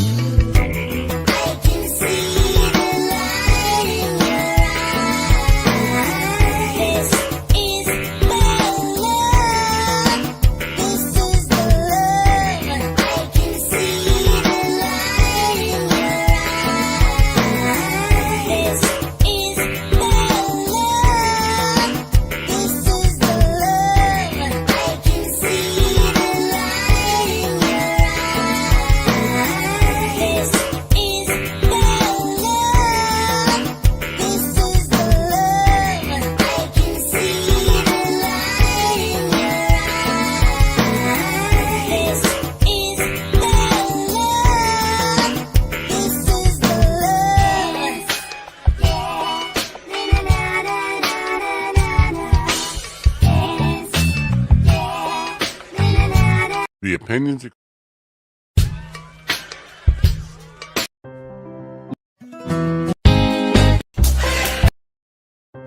The opinions